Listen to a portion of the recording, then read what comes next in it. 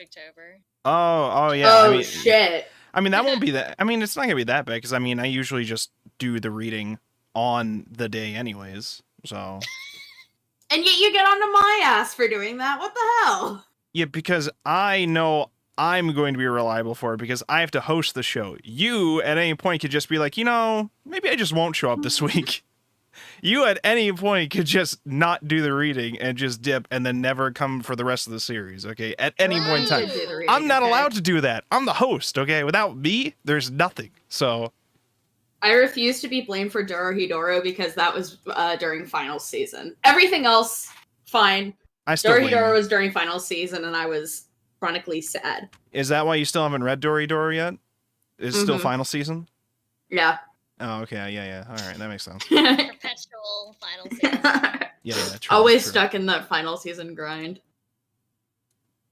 Okay, where is Shadow, though? I don't know if Turndo will be here, because I never know if Turndo's going to be here, but where's Shadow? That's a weird one, like, where is everybody? Okay, now that we're on stream, I can explain why I was not in the VC earlier like I normally am for the pre-show stuff. It was because in another server I'm in, they're watching all of Code Geass, and they were specifically on the episode where they had the Cupid Day event, which is peak Geass fun, alright? So I was like, wait, I gotta wait until at least we're done with the funny bits before I leave. Is it bad that I've already forgotten what that is? The Cupid Day event was when, like, the class president or whatever was going to graduate, so she said, we're going to do an event. Everybody gets to wear, like, a Cupid hat cap, the boys and the girls, and if you steal your target's hat, you two are now boyfriend-girlfriend. And everyone at the school is going for Lelouch's hat. All the girls are going for Lelouch's hat. Okay, now I'm starting to remember this. And they have to make it, like, an entire whole-ass military operation to tactically find a way to get, like, the right person that they pre-planned to steal the hat and nobody else. It's like a whole-ass mission, and it's fun, okay? Arguably, the Battler car wasn't even spoilers. You could have looked at the Battler car first. Well, then you didn't have to post the Battler car into spoilers. I did out of courtesy. I mean, yeah, okay, that's fine. And listen, the Battler car is the whole thing. We'll talk about the Battler car, okay? I can't believe Sieg is trying to disprove my anorexic Battler headcanons. This is so mean. I mean, it's a headcanon. It's not actually canon. We saw evidence that said otherwise, I mean, well, actually, no, hold on. Technically speaking, okay, they were not in the real world when it happened, right? So, therefore, you're still valid. You're still valid. Battler and nope. Meta Battler, I guess. Because I argue that he was with Gluttony, which means that the demon would have been impacting him and messing with his disorder. Oh, so that okay. Okay. There are so many other aspects of Umineko that y'all have just completely avoided, and this is the one you're zeroing in on. Well, what's wrong with this thing that does not even exist? Hey, well, listen. They say without love it cannot be seen. Without gluttony. Yeah, well, how much are you gonna see without food too? What are you gonna see without food when you die of starvation? All right. Dude, I literally, I have a fic that I could write, but I'm scared of writing it before the end of the series. But I have plans. About anorexic Battler. Yes. No, obviously. Yes, no. What else would it be about? All right, Shadow message says he's going to be a bit late. It's going to be 5 minutes, so we can just wait for him. We can bullshit. We got other bullshit I'm sure we can talk about. Okay, so next week I will be at Anime NYC. Now, I'm going to be heading out on Thursday. So, we have two options because I'm probably not going to want to stream from New York hotel on a Thursday night and have to lug like a mic that works and doesn't sound like shit like my laptop. Okay, so our options are either A, we skip that week, or B, we do it on Wednesday night at the same time. Either way works for me. Wednesday. I'm good with either. Okay. I will double check with Shadow to make sure he is okay for Wednesday night, and if he is, we'll just go with that. This is a very long series. Yeah, I was gonna say, I was not really ready for us to skip a week for this, because most likely we're going to be agreeing to read the rest of it, which is going to be another 2 months added to this, 2 or 3 months or something. So, yeah. I will say the reading was a lot easier today, considering it's not trying to shove 2.5 volumes into one omnibus. You know? I feel like we probably could have done today's reading and then like half of next week's reading or something, but it's whatever. Well, I mean, that's because the last, like, what was it, 4 weeks have trained us for that. But even then, I felt like some of that was like, I mean, the reading was fine. It was just a lot to consume in like a day, though, or like 2 days, because sometimes I read it across like 2 or 3 days. But well, also this section is all most of it's Angers, so not mysteries yet. I mean, it is mysteries, but you know, it's there is in a way. There is in like a meta way for me, I think. I have stream snack this week. Oh yeah, what's your stream snack? I have a medium ultimate cookie blizzard from Dairy Queen. Holy shit. That's really good. Wow. Holy shit. Sponsored? No, I wish. Oh, man, I wish Dairy Queen would sponsor me. I gotta frickin' ping people in here. Hold on. Let's do a frickin' ping. Oh, ping. I'm so mad I can't play more Tribe 9. This is bullshit. It expired today, right? Like the closed beta the closed beta ended like at noon today, I think. Dang. I don't know when it's coming out. You can't play more of it. Literally, I physically can't. It's not like I'm upset because they're doing book club. I'm upset because I physically can't play more of it. That's not what you're talking about. No, I can't play more. That was why I streamed it until like 3 a.m. last night, because I was trying to consume as much of it as I could. You were on for a long time last night. Yeah, I streamed for like 7 hours, but a lot of it was we ended up having to do some weird grinding tasks, or like finding weird things to collect these stamps to be able to level up and grind so that we could fight a shark boss. Of which I like the way I ended up beating it was made hard. So you when you play this game, you get like 3 characters in your party, and you're supposed to chain your attacks off each other for like your special attacks. One person starts the chain, and then you just continue it through each player for each of the 3. But you need all 3 alive to close the loop for it. One of them died towards the beginning. But I was like, it's 3 a.m. and I said this is the last run, so I'll just keep going with this. And I ended up having to do it with just the 2 characters, not being able to do the chain skills to like continue the loop to do more damage against this boss shark or whatever. And then my healer character who was alive just sometimes would not heal me, so I had to manually take him over and have him heal me. Oh my God. Eventually, I got it, okay? I beat that shark. I earned that shark kill. The unfortunate thing was just that took up so much time, we never got a chance to get back to the baseball. I'm told there was more baseball at the end of the chapter. We just didn't actually get to it. It's very similar to Danganronpa in the sense of you have like 2 halves of the story that seem like they're going to happen. The first half, in this case, is like an action RPG, kind of roam around in a whole city for each chapter world, doing all that stuff. And then I'm assuming the second half afterwards is a baseball logical debate game thing, because you've also collected evidence of things throughout doing your action adventure stuff.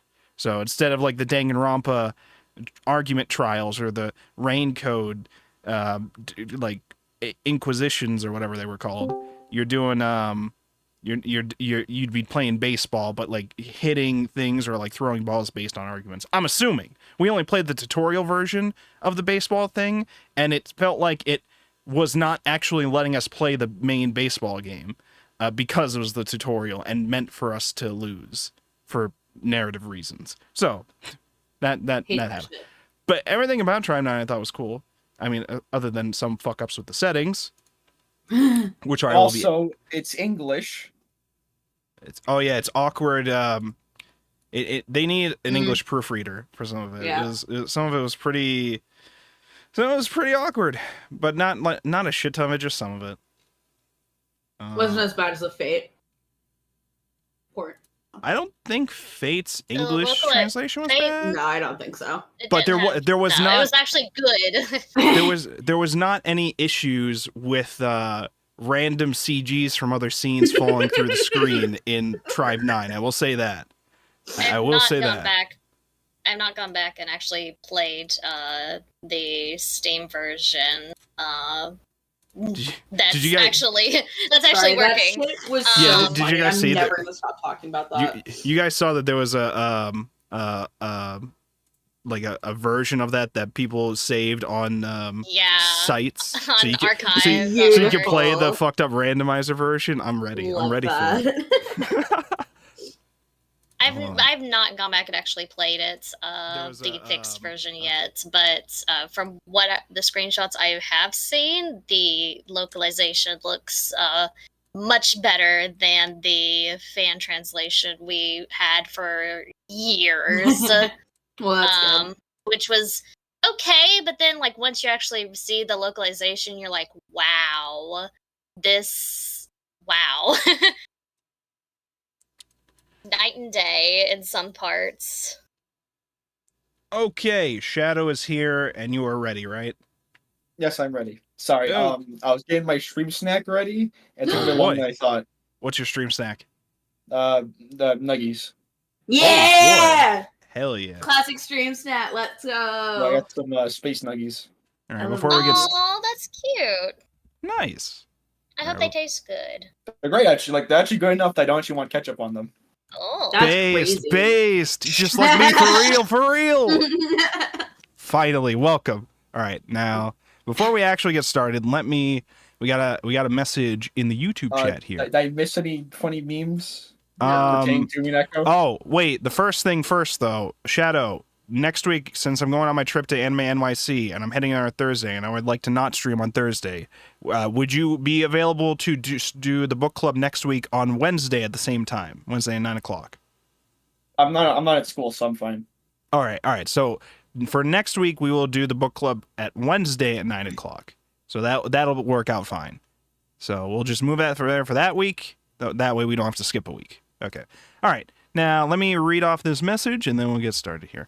From Lapine Productions. Hey, everyone. Just wanted to come in and say, as a Umineko fan who just finished a manga reread, I binged all previous episodes this past week and really enjoyed all of them. And then Nine said, we really enjoyed the reading. Looking forward to the oncoming weeks. Sadly, as a European, I can't stay since it's 3 a.m., but have fun and see you in VODland tomorrow. Hell yeah. Well, thank you so much for watching the VOD. I will say, Umineko... The Umineko book club videos is already the most viewed episodes for anime stuff that we had on here.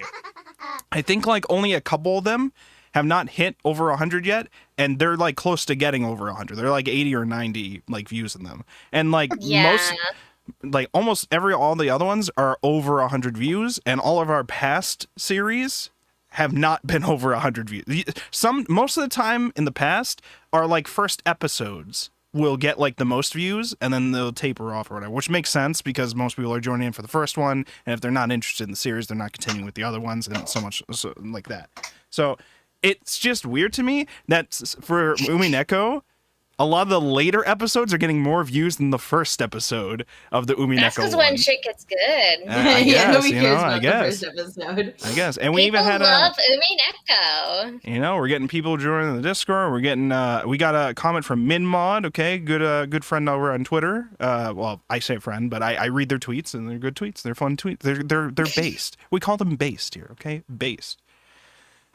I think that what was it? I was trying to think throughout the week too, because you guys have mentioned about like the mystery and to think about it or whatever. There's a lot of mysteries, yes. There's layers. Like there's layers. The first one is there a goddamn witch or not? That's the first question. I mean, True. yeah, I just have trouble thinking of like which mystery to go for, because you guys are just like think hard about the mystery of Umineko. And I'm just like, yeah, there's like which? 50 of them. I know there's so much.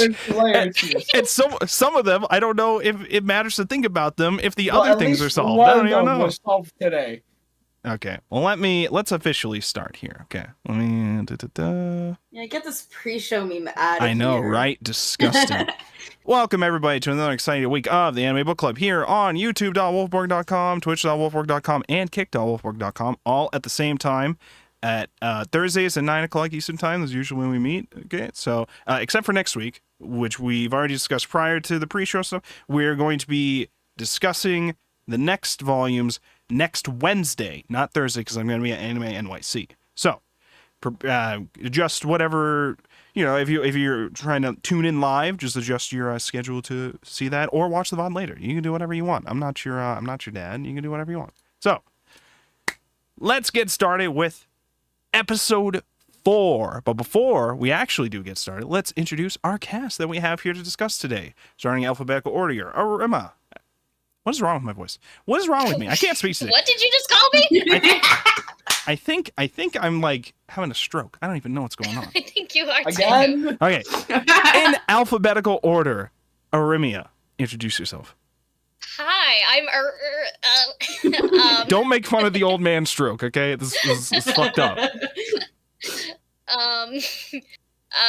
I like visual novels. I read visual novels. Stop. You're laughing at me. You're laughing at the elderly. This is bullshit.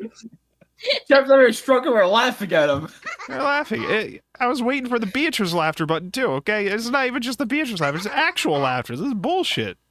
It's Okay. becoming one and the same. Don't worry. Oh god. They're slowly blending in, okay? All my senses. All right. Elder abuse aside, okay? Next up, we have Chaplain, a.k.a. Battlerboard, a.k.a. me. That's me. I'm Wolfborg, the host of the stream, and I like Umineko. As you should. Yeah, it's based. Anyways, also, wait. No. I don't like Umineko. I mean, I do. But I do like Umineko, but the actual series I'm going to shout out, okay, which I haven't shouted out in a while, but I will do it again. Idol Story. The manga by Shotaro Tokuno is amazing, and I just got in volume 5. I got shit ton of volume 5 here now, okay? And the 5th one has Ritsu-sama on the cover, and I got a little acrylic stand of Ritsu here too. And so now we have 5 of these acrylic stand girls, and eventually there's going to be like 16 of them, because there's 16 girls in the series. So it's amazing. From the creator of New Game, he is making a series about idols competing against each other in a contest, and it's great. It's amazing. Go check it out in your local library, because it's not officially licensed in English yet. You can find it. You can look it up.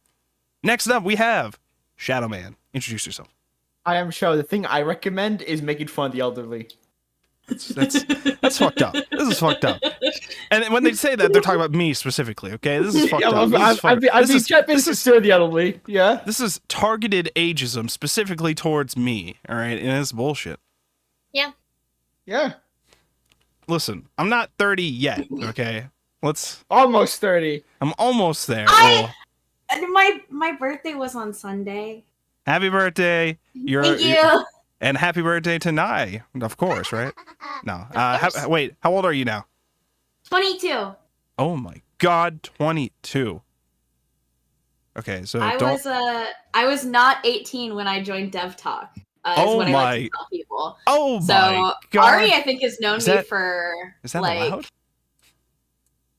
Almost 5 years. 5 years is of November. Wow. It was my birthday on the 4th. Happy birthday, Shadow! Happy birthday, Shadow! That's when you got the new mic. Yeah. So I already mentioned that. My bad. Whoops. Sorry. Well, I mean, I mentioned it when I first heard you join in with the new mic, and I was like, "Oh, wait a minute! So you got the thing?" Yeah, because but this wasn't on stream though. It would cause. Yeah, this wasn't on stream. This was in the Dev Talk server, so this is where we. Right. So, but yes, for those of you wondering why Shadow sounds different, I don't know. Yeah, it was. No, yeah, they would have heard the mic last stream because we made adjustments to make sure that it sounded fine last stream or whatever. Yeah. So Shadow got a new mic as his birthday. So happy birthday to everybody. It's everybody's birthday. Okay, amazing. And also, coincidentally, today is August 15th, and you know what that means? What does that mean? Anyone? Please, Ari, please. Is this a Yu-Gi-Oh thing? It's the Kagero days. No, come on. True. It's Miho from Please Be Happy's birthday. True. It's a wholesome game celebration festival thing on Steam. True. Wait, did everyone forget? Well, it's not August 1st like the Digimon meme, so I don't fucking know. All right, what is it? What is it? It's Badler's birthday! Oh shit, are you No, his birthday was like the 5th, I thought. No, the 15th. I thought it was in July. Oh, hold up. I thought it was the 5th. Hold on, I'll search it. Birthday. Battler's Because I birthday. saw Battler fan art No, like see, week you're ago. wrong, July Shadow. You're 15th. wrong. July 15th, okay? July 15th. What do you mean? It's July 15th. It was 0715. He has proof! Wait. Pull it up on stream! Wait, hold on. Was this from your local library version? Was this from your Yes, local library wait, version? is it Okay, then they different? were wrong. way. Then they were wrong. Wait, hold on. This scene, Translate that. hold on, I'm going to show Wait. this on stream, okay? This is important. I know we have not started to talk about episode 4 yet, but this is important, okay? In case you're reading that version, all right? Hold on. This scene would also show the numbers. Can you show Oh, what no. the numbers are? Do they The say 8 numbers. or 7? Because they should say Yeah. 7. It should say 7. That's It says the 7:15 and then 11:29. Oh I my actually want god. to mention I that need to pull back. Hold on. This because is we funny. did some talking about that since last Yeah. week. Okay, while Shadow gets that up, because this was during the introductions. That is very funny. All right, Nyan, introduce yourself. Hey, what's up? I'm Nyan. You may hear me referred to as Ann or Andy or just Nyan. All are fine. I would prefer Andy or Nyan, but it's chill. It's whatever. And everybody should follow Wolfborg so you can watch him play The Room on Saturday. I'm very Yes. excited. Yes. The Room is my favorite video game series of all time, and I finally convinced him to go ahead and play the first 2 games. So that will be Nice. happening on Saturday, so you guys should all come watch. Yes, be sure to tune in for that. We would have done it earlier this week, but Tribe 9 was like, we're only hosting this playtest for a week. So, and I was like, oh, well, fuck. And also, we put 20 hours of content into this. Oh, fuck. All right. So, and then we didn't even reach the end of that content, by the way, because of a fucking boss shark. So, anyways, we'll be streaming The Room. We're going to be doing that earlier on Saturday, which means we should hopefully be able to get through at least the first 2 games. I don't know how long the 3rd game is, but we'll get through that. The 3rd game might be something that you split over multiple streams. I'm not kidding when I say that. Jesus. All right. So Well, we're what not about- touching the 3rd Remember game. what chapter it was? What chapter that was? I don't Oh remember. fuck, I don't know. It was like I don't fucking know. All I know is Brad, they're wrong. That's not Battler's birthday. I know they're wrong. Literally not- I That is know they're very wrong. funny, though. So That is very funny. I will say that in Shadow's defense, he was given incorrect information, so Yeah, it's it valid that he thought that it was today. listen. I feel like there should have been This numbers was better associated than with I it ever too. thought it could have been. Listen. All right. Hold on, well, hold on. I have I don't look it. at the pictures. Oh, do you I got just the read receipts? text. you got It the says receipts? 7. Yes, exactly. See, they got it wrong. You know what? They just don't know their months. They just don't know their months. They just don't The know their months. translators actually forgot their. There's layers to this. But not only did mistranslate, they didn't look at the numbers. You realize, oh wait, hold on. So like, here's the thing: the number. So how they would write August in Japanese? I'm pretty sure it would just also be 7 and then the kanji for the month, right? I don't think. Well, August actually, is 8, not 7. Oh no, yeah, but they 7's wouldn't have July. written August though, right? So they yeah. would have written 7 and then the kanji for the month. So they probably just it didn't matter whether or not they saw the 7 or not. They just got the number wrong for what the month is supposed to be. Like they were just like, okay, this says 7 because they would have physically seen 7, and then they just thought August was the 7th month. That has to be it. Anyways, we're not getting into this, okay? They were wrong, all right? Read your local copies to get the real deal, okay? The real translation. have Unfortunately, a you don't get the funny story. Nippon, but that's whatever. Yeah, what's up? That is related to Umineko, I promise. Okay, all right, good. It better be. Okay, so I was talking with my friend who's working on playing the Shin Megami Tensei games. And he was talking to me about like all of the different like Western mythos that they're including in those games and stuff. And I was like, oh, let me tell you about this thing that we talked about in the spoiler zone last week after Club, which was we were trying to figure out what the numbers painted above the door could have been. Yeah. And I wish Turando was here because I'm not 100% sure how he got the Gristo/Gitsiro translation or whatever. But my follow-up response was that Cristo, which, Gristo to Cristo was my connection, is the Latin name for God. And so I was telling him that, and he was like, that's a bit of a stretch. And I was like, you haven't read Umineko. Like, that. I worry when we get to Chiru just how much of a stretch y'all are going to think some of this stuff. Listen, I'll be honest with you. I'm gonna be honest. When you guys are rambling in the chat about the numbers and what they could mean and turn those, I'm just like, I don't know what the fuck they're trying to say. I don't want to process what they're trying to say right now. This is giving me a headache, and I just didn't look back at it. Okay, we were just trying to see if there was a word that the numbers could be translated into, based possibly on Leet speak. Although I don't know if that makes sense. And the Cristo was kind of like the conclusion, not permanent conclusion, but based on what we had talked about was what I had kind of pointed out. And then Shadow made fun of me for being the first person to seriously bring up Leet speak. Listen, I think Beatrice founded all of this off Leet speak, really. I think...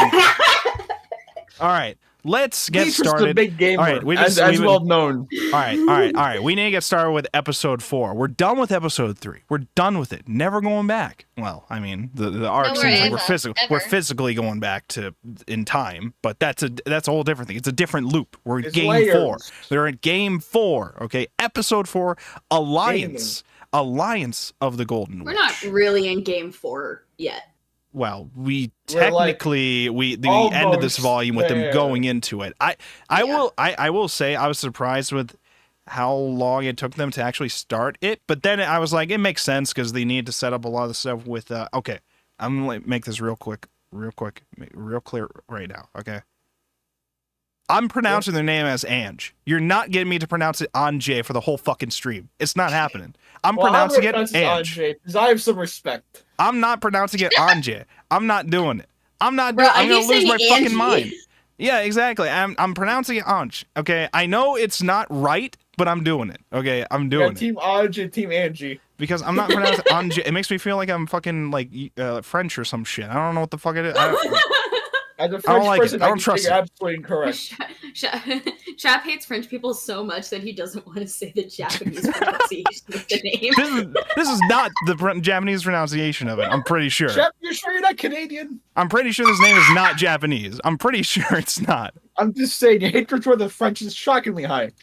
Listen, okay, so Ange. Okay, we need a lot of backstory development for Ange prior to her actually going to start the game.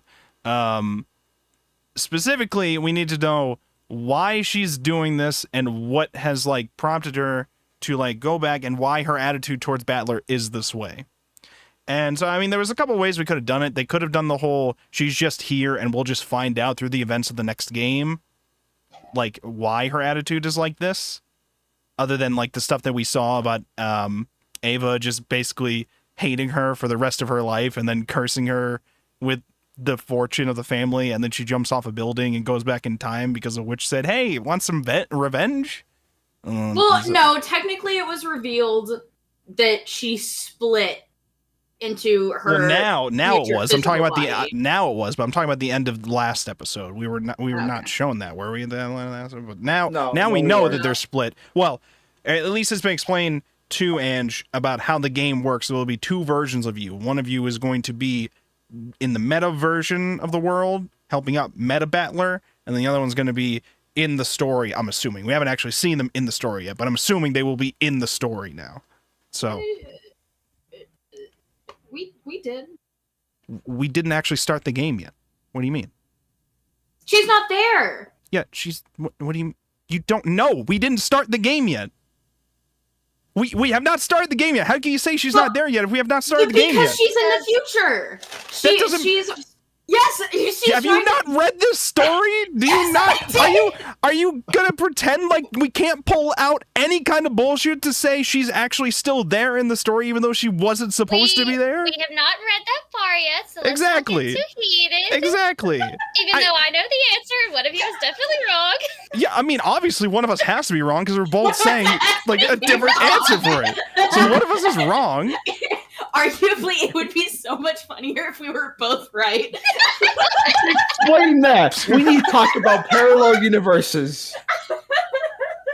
No, it'd be even funnier if both of you were wrong. True. Okay. Honestly, Yes, fair. because I am correct. I'm Alright, not stating an so- opinion. We don't know if we're gonna do some weird shit to explain Ange being there, whether an older version or whatever. We don't know that kind of stuff yet because the end of this volume ends with basically that her entering the meta world, introducing herself to Battler, not as his sister though, because there's a rule been imposed that says you are not allowed to reveal to Battler that you are his sister. And then he immediately was like, wait, are you Ange? But she was 6. Wait, but is that you? And then she has to actively say, no, I'm not. Or like say, even if I am, you shouldn't believe me or something to that effect. She has to say, no, I'm not, No. for her to still be there. But that's all towards the end of the one. But that's just to tell you guys who are listening to the stream, that's where it ended. So we have not actually seen the 4th game start yet. So now let's go back to the beginning. We go back to the backstory about Ange. We see like a little dream sequence, nightmare fuel thing that Ange seems to typically have about the day that she got the hair beads that are in her hand, or her hair. Why did I say hand? Hair from when they went out together with Battler, and Battler won them in like a crane game and gave them to her, and she's cherished it because it's like a big like gift that she received, and then he passed away, so it's like the main thing that she has to remember him by. So it's a huge thing. And then he's like falling apart. I want to say with that scene, the big thing that was standing out to me, I was like, all right, we got a new artist. What's gonna happen with the new artist? And they were just like, I'm just like, what is Battler wearing? What is this fit? What is going on? I like it, but also like, biker Battler? What is this shit? That's what I was thinking. It's called his rebel phase, okay? Yeah, because they were saying he was like at times he was just fighting with his dad over like, what was it, remarrying so fast after his mother passed away. Yeah, And I the death think of Asume. in the previous version, it sounded like his mom was the mistress, sort of. So from what I remember, it was Rudolph was seeing Kairi first, but then he got the Asumu pregnant first, and so he ended up marrying Asumu. Because she got pregnant first, and Kairi's first child was stillborn. So yeah, Kirie was technically the mistress. I mean, not technically. I mean, she didn't marry him until like 12 years later. Right. I guess who knows. But Anjay is Kairi's child, right? Yes. I say this questioningly. Yes, because Kairi's sister is the one that comes after. I'm just like, it's making me nervous that. Daughter. Okay, I get nervous. They're half siblings. You say red text already. I was literally reading something as she said. I get nervous when Ari doesn't say anything. I'm like, did I just stumble into a spoiler secret that I'm not supposed to know about yet? What's going on? I'll say it in red. Anjay is Kirie's. I want to also mention, okay, they had like an afterword at some point from Ryukishi, and he briefly mentions there's going to be blue text later. I'm like, what the fuck? Yeah, I was like, what? Well, if a witch has red text. Like, they were like, it's going to be a game of red text and blue text. I'm like, what does that even mean? What is the blue text going to mean? Is that going to be a witch's lie? Holy shit, guys, it's the Matrix! Guys, the new text just dropped. We're going to get all the colors in. Text too. So, okay, but again, we haven't even been introduced to that. He spoiled that for me, okay? I didn't even know that there was going to be a thing later. It doesn't happen in these volumes. The author spoiling things, imagine. Can I be honest about something real quick? Yeah, go ahead. I don't like how this artist draws Battler. Damn. Yeah, it's kind of... I like how they draw Bito. I do. And that's what matters, apparently, I guess. And I like how they draw Maria, honestly. Yeah, I like how they draw Maria and Sakataro. Oh, Sakataro is so cute. I love him so much. Sakataro. Everyone loves Sakataro. So Everyone loves Sakataro. Sakataro's the new Hideyoshi of the stream, okay? Right? Hold on. Are you saying you don't like Sakataro? Do you hate Sakataro? Do you not have joy in your heart? Do you not have joy? Look at his little feet. Compassion. Look at his little Chap, feet. I played Yu-Gi-Oh! GX Spirit card for 320 hours. There's no joy left. All right. Well, I mean, maybe Sakataro can fix you. Okay, get a Sakataro. Okay. I keep forgetting that Sakataro is a lion and not a bear because I kept forgetting that too. Yeah. So then he became a cat boy, and I was like, why did they turn the bear into a cat boy? And then I was like, oh wait, he's a cat, not a bear. Wait, Jeff, what do you think he was? Hold on, what were you confusing him for? Also bear?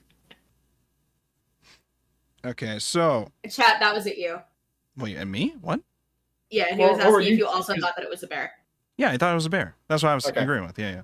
I thought it was like a bear thing. And then I kept like, I remembered seeing the mane at some point, and then I kept forgetting that it's supposed to be a lion. Yeah, same. No, that was exactly my problem. I don't like the colored version. I like the idea that he has white ears and white hair. I don't know, dude. Ari sending gifs of the colored version, and it looks fucked. I don't like it. The anime version. He is right. And the visual novel version. Yo, can you not send a gif of him so I can actually show it on stream, please? Thanks. Too bad. Okay, all right. You know what? I'll just die. That's fine. Oh, seethe mold. Okay, all right. Okay, I thought we were just gonna jump in because it felt like the end of episode 3. We already had like a decent enough chunk of Angie's backstory to like jump into episode 4. But then we added even more, a shit ton more backstory. So we had part of it was what we had like a little bit after what we had seen at the end of episode 3. It was like in between the final scene. It was in between when Ava is on her deathbed and she goes to jump off and meets Burncastle. So in between that, we see a lot of events that are happening where she has now inherited the money and immediately is being chased. There's like a whole city chase where like other rich members of the family are trying to capture her that are like Kirie's sister. Yes. From the her blood family. The Sumaderas? Was that their name? Yes. The Sumadera family, who Kirie has kind of kept away from for reasons that I don't think we fully know yet, but they pretty much disassociated from the family. I think you can kind of see why. Yeah, I can see why. Well, I mean, I can see why we want to stay away from that sister at least. But I mean, yeah, have you seen their green teeth? I'm not even sure it's green. I think Ange said that she was kept away from most of that family except their grandfather, who was locked away in the house because his wife hated him or something like that.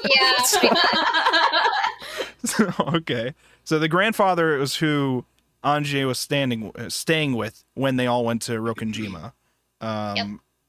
When they got sick. So the only reason why Ange survived is because she got sick. And then they all had their incident and never came back except for Ava. Ava was the only one found alive in the hidden mansion that was over there. And they still don't know the full truth of what happened. It sounded like Ava just said there was an accident and then everybody's dead. And they never actually fully said what happened. But there have that been... would not have flown in America. Yeah, no. Let's be real. Yeah. Everybody... Like, they couldn't prove that she did anything because there was no proof that she did it and that she was miles away from the scene of the crime and stuff. But that would not have flown in America. Yeah, and they pretty much tell us like it does not fly with the public, but with the law they're not doing anything about it. But the public very much suspects her of doing it. But there has been doubt cast weirdly due to the bottles with the notes that we've seen in prior episode, or at least one prior episode, but now we know there's been at least 2 notes that have gone out in different bottles that recount the events that happened that I believe sounded like they were written by Maria, but now we know that they were not written by Maria because they analyzed the writing of it or something like that. So they're not written by Maria, I think. So That's what happened. So basically, the notes, if you remember, those are the ending parts of both episode 1 and 2.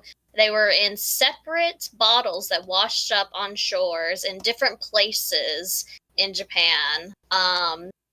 And the contents of them were both signed off as Maria Ushiromiya, but Ange has in Maria's grimoire, she has Maria's handwriting there, but there's one part that has a signature from Beatrice, and that signature matches the handwriting on the bottles. And that's it didn't really go very much into it in this part. All of this Ange backstory takes forever in the VN. I can imagine. It's probably it's a lot longer than here. But when she meets with the witch hunter guy, one of the first people she meets up with, he has a picture or sample something of one of the notes, and she's able to compare it with her grimoire. And that's how she's able to figure it out. But she keeps that to herself, obviously, because, not everybody should be privy to that, and that she has a grimoire from one of the victims. Yeah, maybe not. Yeah. Wait, did you say that the guy was a witch hunter? Yes. So the group, there is communities that have grown in Japan in this world where Ange is from, that because of the notes in the bottles that told them that a witch committed these crimes, there's communities called witch hunters, witch hunt. Shit. And they are the people who are really invested in trying to figure out, is there actually a witch that did these crimes, I know they said it by name at one point, but I don't think they actually mentioned it after that. But yeah, the first guy she meets with that's like a kind of teacher, professor or something. He's a yes, I remember him being mentioned. Yeah. Yeah, he is a member of the witch hunt. Yeah, because Ange was looking through some of their stuff once they were in the "I'm going to seek truth from multiple angles" perspective or whatever. Because she had a whole discussion with that other guy. Not the guy that looks like he's from Bungo Stray Dogs. What? How? I don't know. the dude with the No, I see it. I don't know how to describe it, but I see it. I see it. We're talking about I think it's because of how fucking the bodyguard, right? You're talking about the bodyguard, right? Yeah. I thought that Ari was saying that the bodyguard was a witch hunter, and I was like, when did they say that? Let me grab a picture. I'm going back to the chapters. Let me grab a picture of the guy I'm talking about. Yeah, no, I know you're talking about the guy that she was talking to at the beginning that was saying the whole "look at truth from multiple angles" thing. And no, that's Okamoto. No, Ari's talking about the guy that was the one panel. Oh, okay. Yeah, I know the professor thing. I know the professor thing. I thought you thought in your head that the Bungo Stray Dog character was that other character I mentioned. That's what I thought. There's layers to this. I understand. We have 3 different characters going on here. Okay, one is the one panel of the one researcher whose name is not dropped, but is just a researcher who you're saying is a part of this witch hunter group. We have one who's. Oh my gosh! It really was just one panel. It was literally one panel showing them off. One panel. Yeah. Okay. So let me explain. This guy has a whole section in the VN. Cut that shit out here. Basically, she arranges to meet with this professor, and he is a prominent member of the witch hunt, and knows a lot about the incident and stuff. And so she meets him under the guise of just being a fellow witch hunter. He doesn't know that she's an Ushiromiya, which is stupid because she's always wearing the armband with the golden, the one-winged eagle. Anyone could wear that, anyway. But completely incognito. Basically, she just meets with him to confirm some things and finds out there that the writing is different and it's Beatrice's and not Maria's. Yeah. On the messages. So, and then she leaves him going, ha, you're not even on the same plane as me. Because he's like, well, what do you mean? But yeah, yeah. Okay. Some of these people are part of what's called a witch hunt. All right, can you explain? Because I'm trying to remember the dude that she was talking to towards the beginning, that like helped her escape from the sister that was trying to, or the aunt. Ontonoge. Yes. Who is he in relation to her again? He's he was Ava's business partner. Oh, okay. I see. Yeah, and apparently Anji is going to be a big shot one day. He was just like he was trying to have talks with her about it. He seemed like he's like friendly towards her, but also she's not trusting him for valid reasons because now she's got a shit ton of money and now you know he's like calling her in there, and now all of a sudden several people are coming to go pick her up or whatever. And I felt kind of bad for him about that because like as a reader I was like, oh, like obviously he can be trusted and she's totally in the right to not trust him, but I was like, dude, like he really is just trying to help, man. Like, and then it immediately comes back to bite her and she's like, oh. So well, but here's my thing when I was thinking about it. I was like, okay, he's trying to help her. I don't know if he really was, though. I think it was one of those... It seemed like more like he was trying to make it look like he was trying to help her, but really he set it all up to make it like that, right? I think he literally said, I called them to say that she's here, and then I told her that they're on their way, and so I let her escape. It seemed like I was like, I'm doing her a good thing to get on her good side. That's what it seemed like to me. But I don't know. It's kind of like the Sumideras were going to find her regardless. But that's why he also like went out of his way to not only hire a bodyguard for her, but specifically hire a very trusted bodyguard for her that knows her. I'm just saying. That's what I was saying. Yeah, he called them and told them like, yeah, she's here. But then he also was like, yeah, get this like bodyguard for her that's gonna wait for her to take her away from the creepy family. Yeah, that just sounds like I'm going to hire you to watch over her so I know where she is. So that I can, like, manipulate her later on. I'm just saying I don't trust him, okay? I don't trust him. I know it looks like he tried to help. Sorry? It sounds like he's orchestrating shit, okay? He doesn't have a cool enough design to come back later. Okay. All right, can't argue with that. What do you trust about Amakusa, huh? Amakusa? The Bungo Stray Dogs. Yeah, the Bungo Stray Dogs guy. That's his name. I'll give you that. That's his name. Okay, thank you. Mr. Bungo Stray Dogs. Not only does he look like he's from Bungo Stray Dogs, he sounds like he's from Bungo Stray Dogs.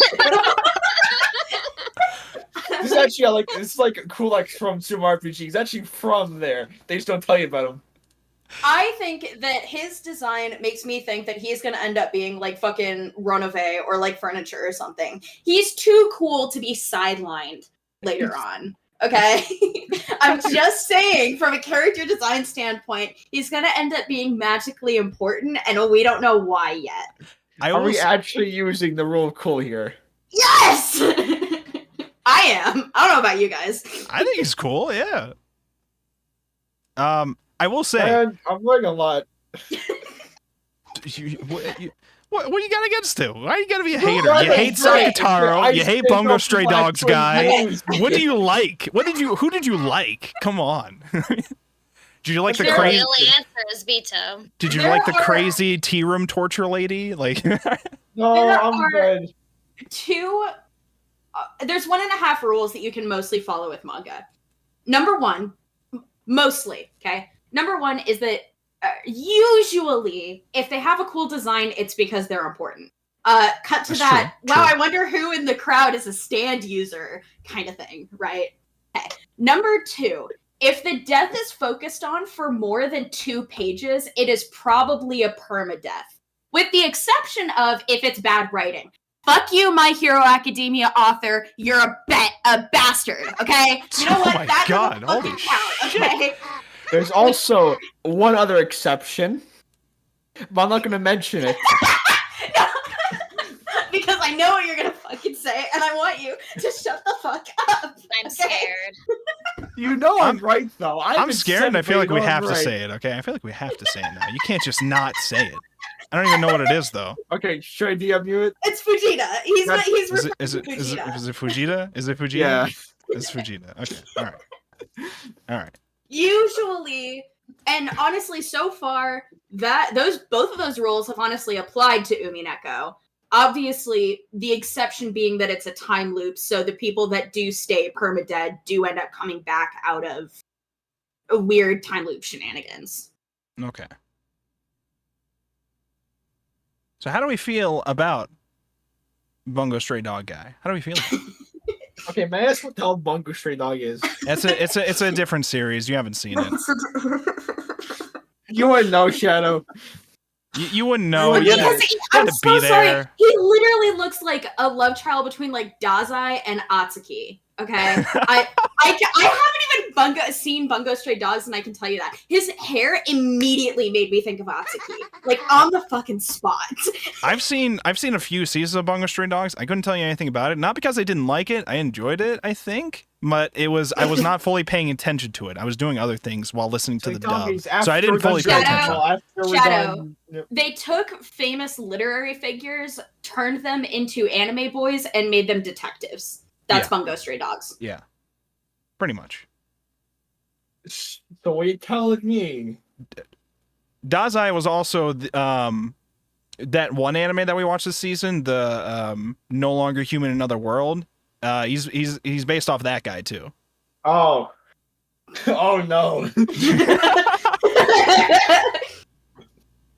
I'm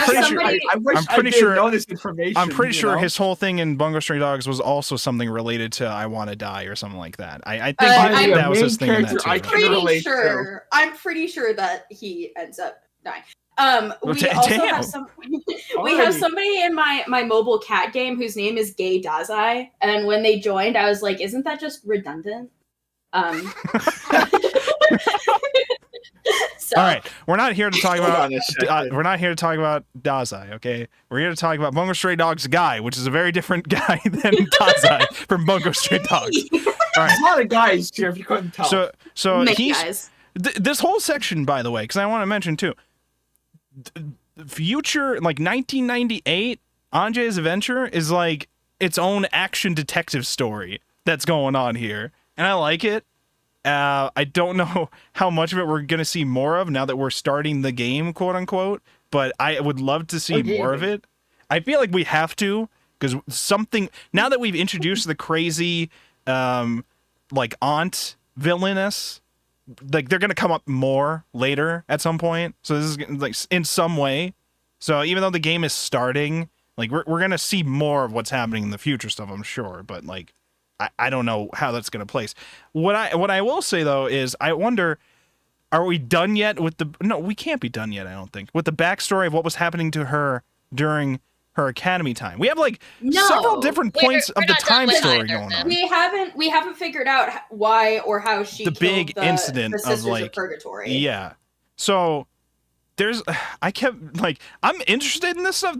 It was not like too confusing for me to keep up, but there was like a lot of different jumping around through time. We had the little flashbacks to when her and Battler were growing up together. Then we have like the jump forwards to her leaping off of buildings to escape from like dudes in suits to this was the time I was bullied in the academy and then opened up a book and like it seemed like I was talking to Maria and learning about magic. Then one day I got banished from this alliance of the witches I was a part of, whose name I don't know if I'll ever be able to pronounce properly. Mariage Sordier? I don't even know. So and Soiree or something. Soiree something. And then we have and now it seems like we're also gonna be jumping to events that are gonna happen on the island. So I'm like we're jumping around to a lot of different points in time here.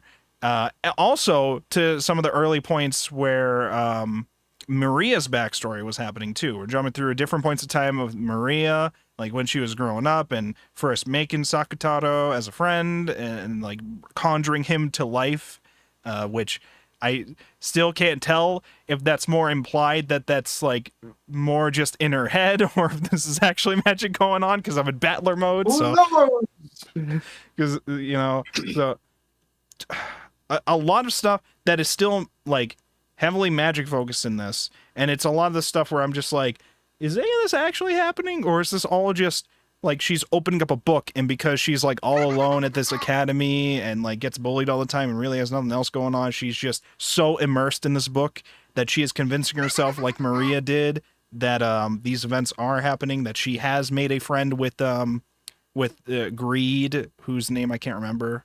Mammon. One of all the from what we saw, all of the witches of Purgatory were transferred over to Anje by Maria, who has become who has earned a witch title herself, the Witch of Origins, because Beatrice had noticed that she was able to naturally put in magic into, or bring Sakutaro, her stuffed animal, to life. So much so, and it came so naturally that even though she was not conscious about her ability to do it, that's why she was still called an apprentice, because of how powerful her magic is, she will become a great witch, the Witch of Origins. And so they start the training, and she becomes the Witch of Origins, gets a whole new look. Sakutaro is like, gets I want to say human form, but it's probably more furniture form, I guess. Furniture form. I'm assuming it's like a human looking form, but that he's now also considered furniture for her now. But I don't actually know if that's how that works. So okay, all right. Maria gets her own like witch staff and everything too. Was it like a wing staff or something like that? Is that what it was? Isn't that also the staff that? I thought that too. I wasn't sure if it was the same though. The one that Avatrice had. Avatrice had, yeah. I think it's pretty similar or the same. Yeah. Yeah, it's like this similar inspirations if it's not like exactly the same, where like they have like a wing design involved with it, I think. But but at least as far as like Maria is never transferred the title of Beatrice, so they're just the Maria. Oh no, they got a new name though, right? Was that right? No, I remember they were coming up with the name for their alliance group, and then Anje gave a different name to Battler when they met up, because obviously I can't say I'm Anje, your little sister. So they said their name is Gretel. Yeah, she said she's Gretel. Gretel. Okay. Which would be easier for me to remember how to properly pronounce. So. Okay, yeah, I think it's I know English names crazy, right? Is that the exact same as it is in your version, or? Yeah. No, I'm saying the staff. Oh, the staff. Oh, okay. I thought you were trying to compare like the names to make sure they were the same in the local library. No, yeah, she's always Gretel. Okay. So a lot of her like academy backstory is like she's getting bullied by everybody there because they are also assuming that she is cursed or something like that because of the fact that her whole family died and she didn't, and the fact that she, as you do. Was there other reasons for it? Was it like they caught her reading the occult book or some shit like that, or I don't remember. No, thankfully they haven't done that. Yeah, not yet. Yeah. They got more reasons coming up. Yeah, it's more of just like she's such a loner. She doesn't try to make friends because she wants them, but she doesn't want them there. She's only at the academy because Ava hates her and wants her out of her way. So she's like, go to this academy. It's a boarding school. Good luck. Have fun. And then she hates every single day there. So Ava wins in the end. Ava always wins, it seems, with torturing Anje. Holy shit. Well, see, the academy itself is even more that of she like, wins. It's more of like a boarding school for elite girls, but it's also kind of like a school where you just push them off to the side kind of thing. Right. So a lot of them are in a similar position to Anje, but it's just difference of like, trying to fit in. Yeah, and a lot of them have basically chosen to collectively use her as like the scapegoat for a lot of their whatever bullshit they're probably dealing with too. Yeah.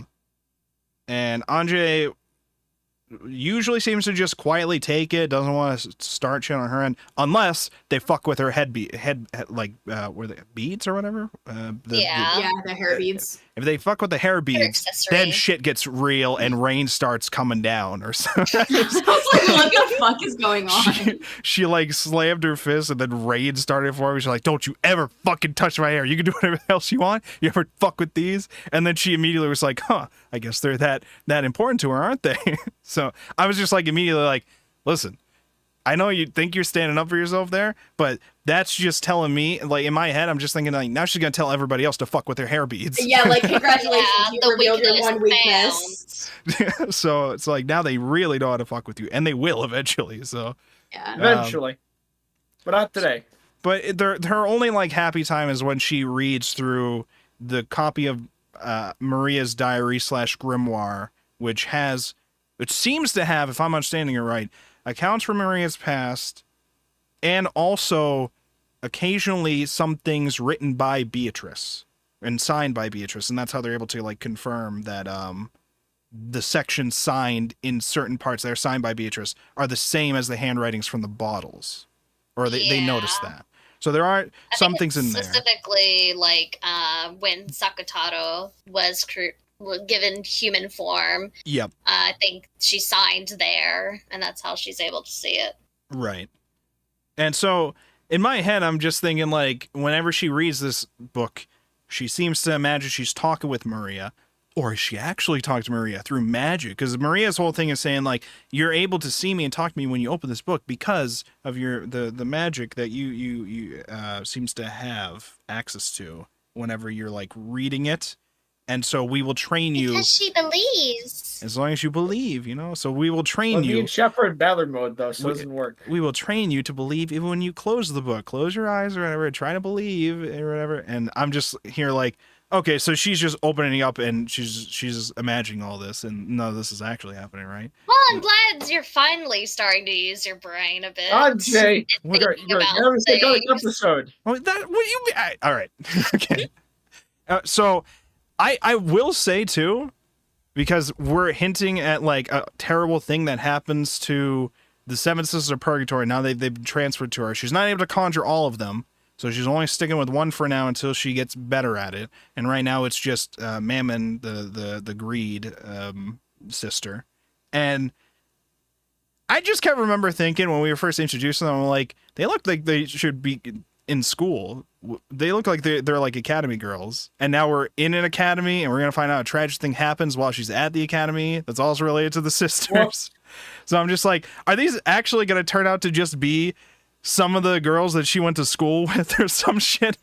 I don't even. It's a future school friend. I don't know what happens to them yet, other than like it looks like they die, but we don't know what specifically the event happens. It's just hinted at us that she ends up getting the Sisters of Purgatory killed, and then she is kicked out of the Witches Alliance, which it seems like the main way that would happen is if you deny magic and or another witch that's within the Alliance, because we've already established that as like a forbidden rule in the Alliance. If you deny the existence of witches in the council or like the magic that they have, then you're removed from the Alliance, it seems. So it seemed like something like that probably causes that. But I don't know if it will also be some real life kind of thing that's actually happening where she snaps and fucking murders a couple girls at the school, which I doubt is what actually happens. I doubt is what actually happens, but it would be totally valid if she did, honestly. That's what I'm hoping for. The fuck? We do a little bit of murder, I guess. Oh, yeah. Only a little bit, though. Cool. Hey, my Aunt Ava can make an accident happen. I can make one happen too, Is that what we call it? Well, it's the Ushiromiya special. Yeah, it's the Ushiromiya, accident. They happen. So all that kind of stuff we're jumping around, the Academy stuff, the 1998 jump. I just love how it wasn't just the one time we saw her jump off the building. Apparently this has happened at least 3 times where she jumps off a building. We know she had to test her signature.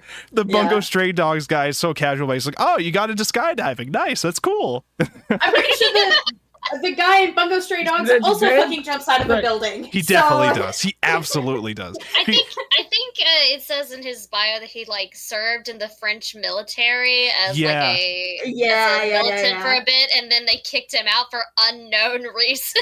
It said at some point in the manga it said at some point in the manga, she was like, oh, Scuffles. And then she was thinking about like, he was AWOL from the JSDF, AWOL from the French whatever force or whatever. It was like, it seemed like it was just, he kept getting involved in military shit and then just leaving.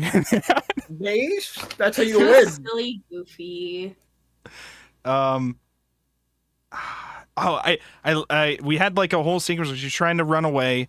She jumps out of one of the buildings, lands on top of a car, and there's just a joke that keeps coming up where she's like, why there just have to be that big of a dent in this car? That's very rude, Gravity, or some shit like that. That's what it felt like. It felt like she was saying, what the fuck, Gravity? I'm not that big. I'm not that big. And even Bungo Stray Dogs guy's like, yeah, that's just crazy. I don't think it should be that big. Yeah.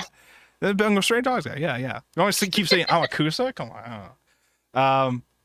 I'm so sorry, but both times that she said his name, she stammered, and because it's an English translation of a manga.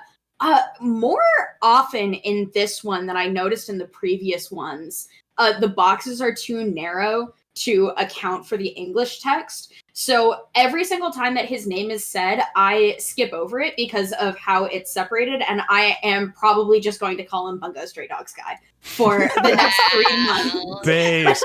We'll call him Bungo Stray Dogs guy. I'll call her Ange, and then we'll call I don't know. We'll think of something for the random. Every single time that Ari was I can't remember the names of any of those other two, the Bungo Stray Dogs guy or the business dude, Otanagi or whatever. Otanagi.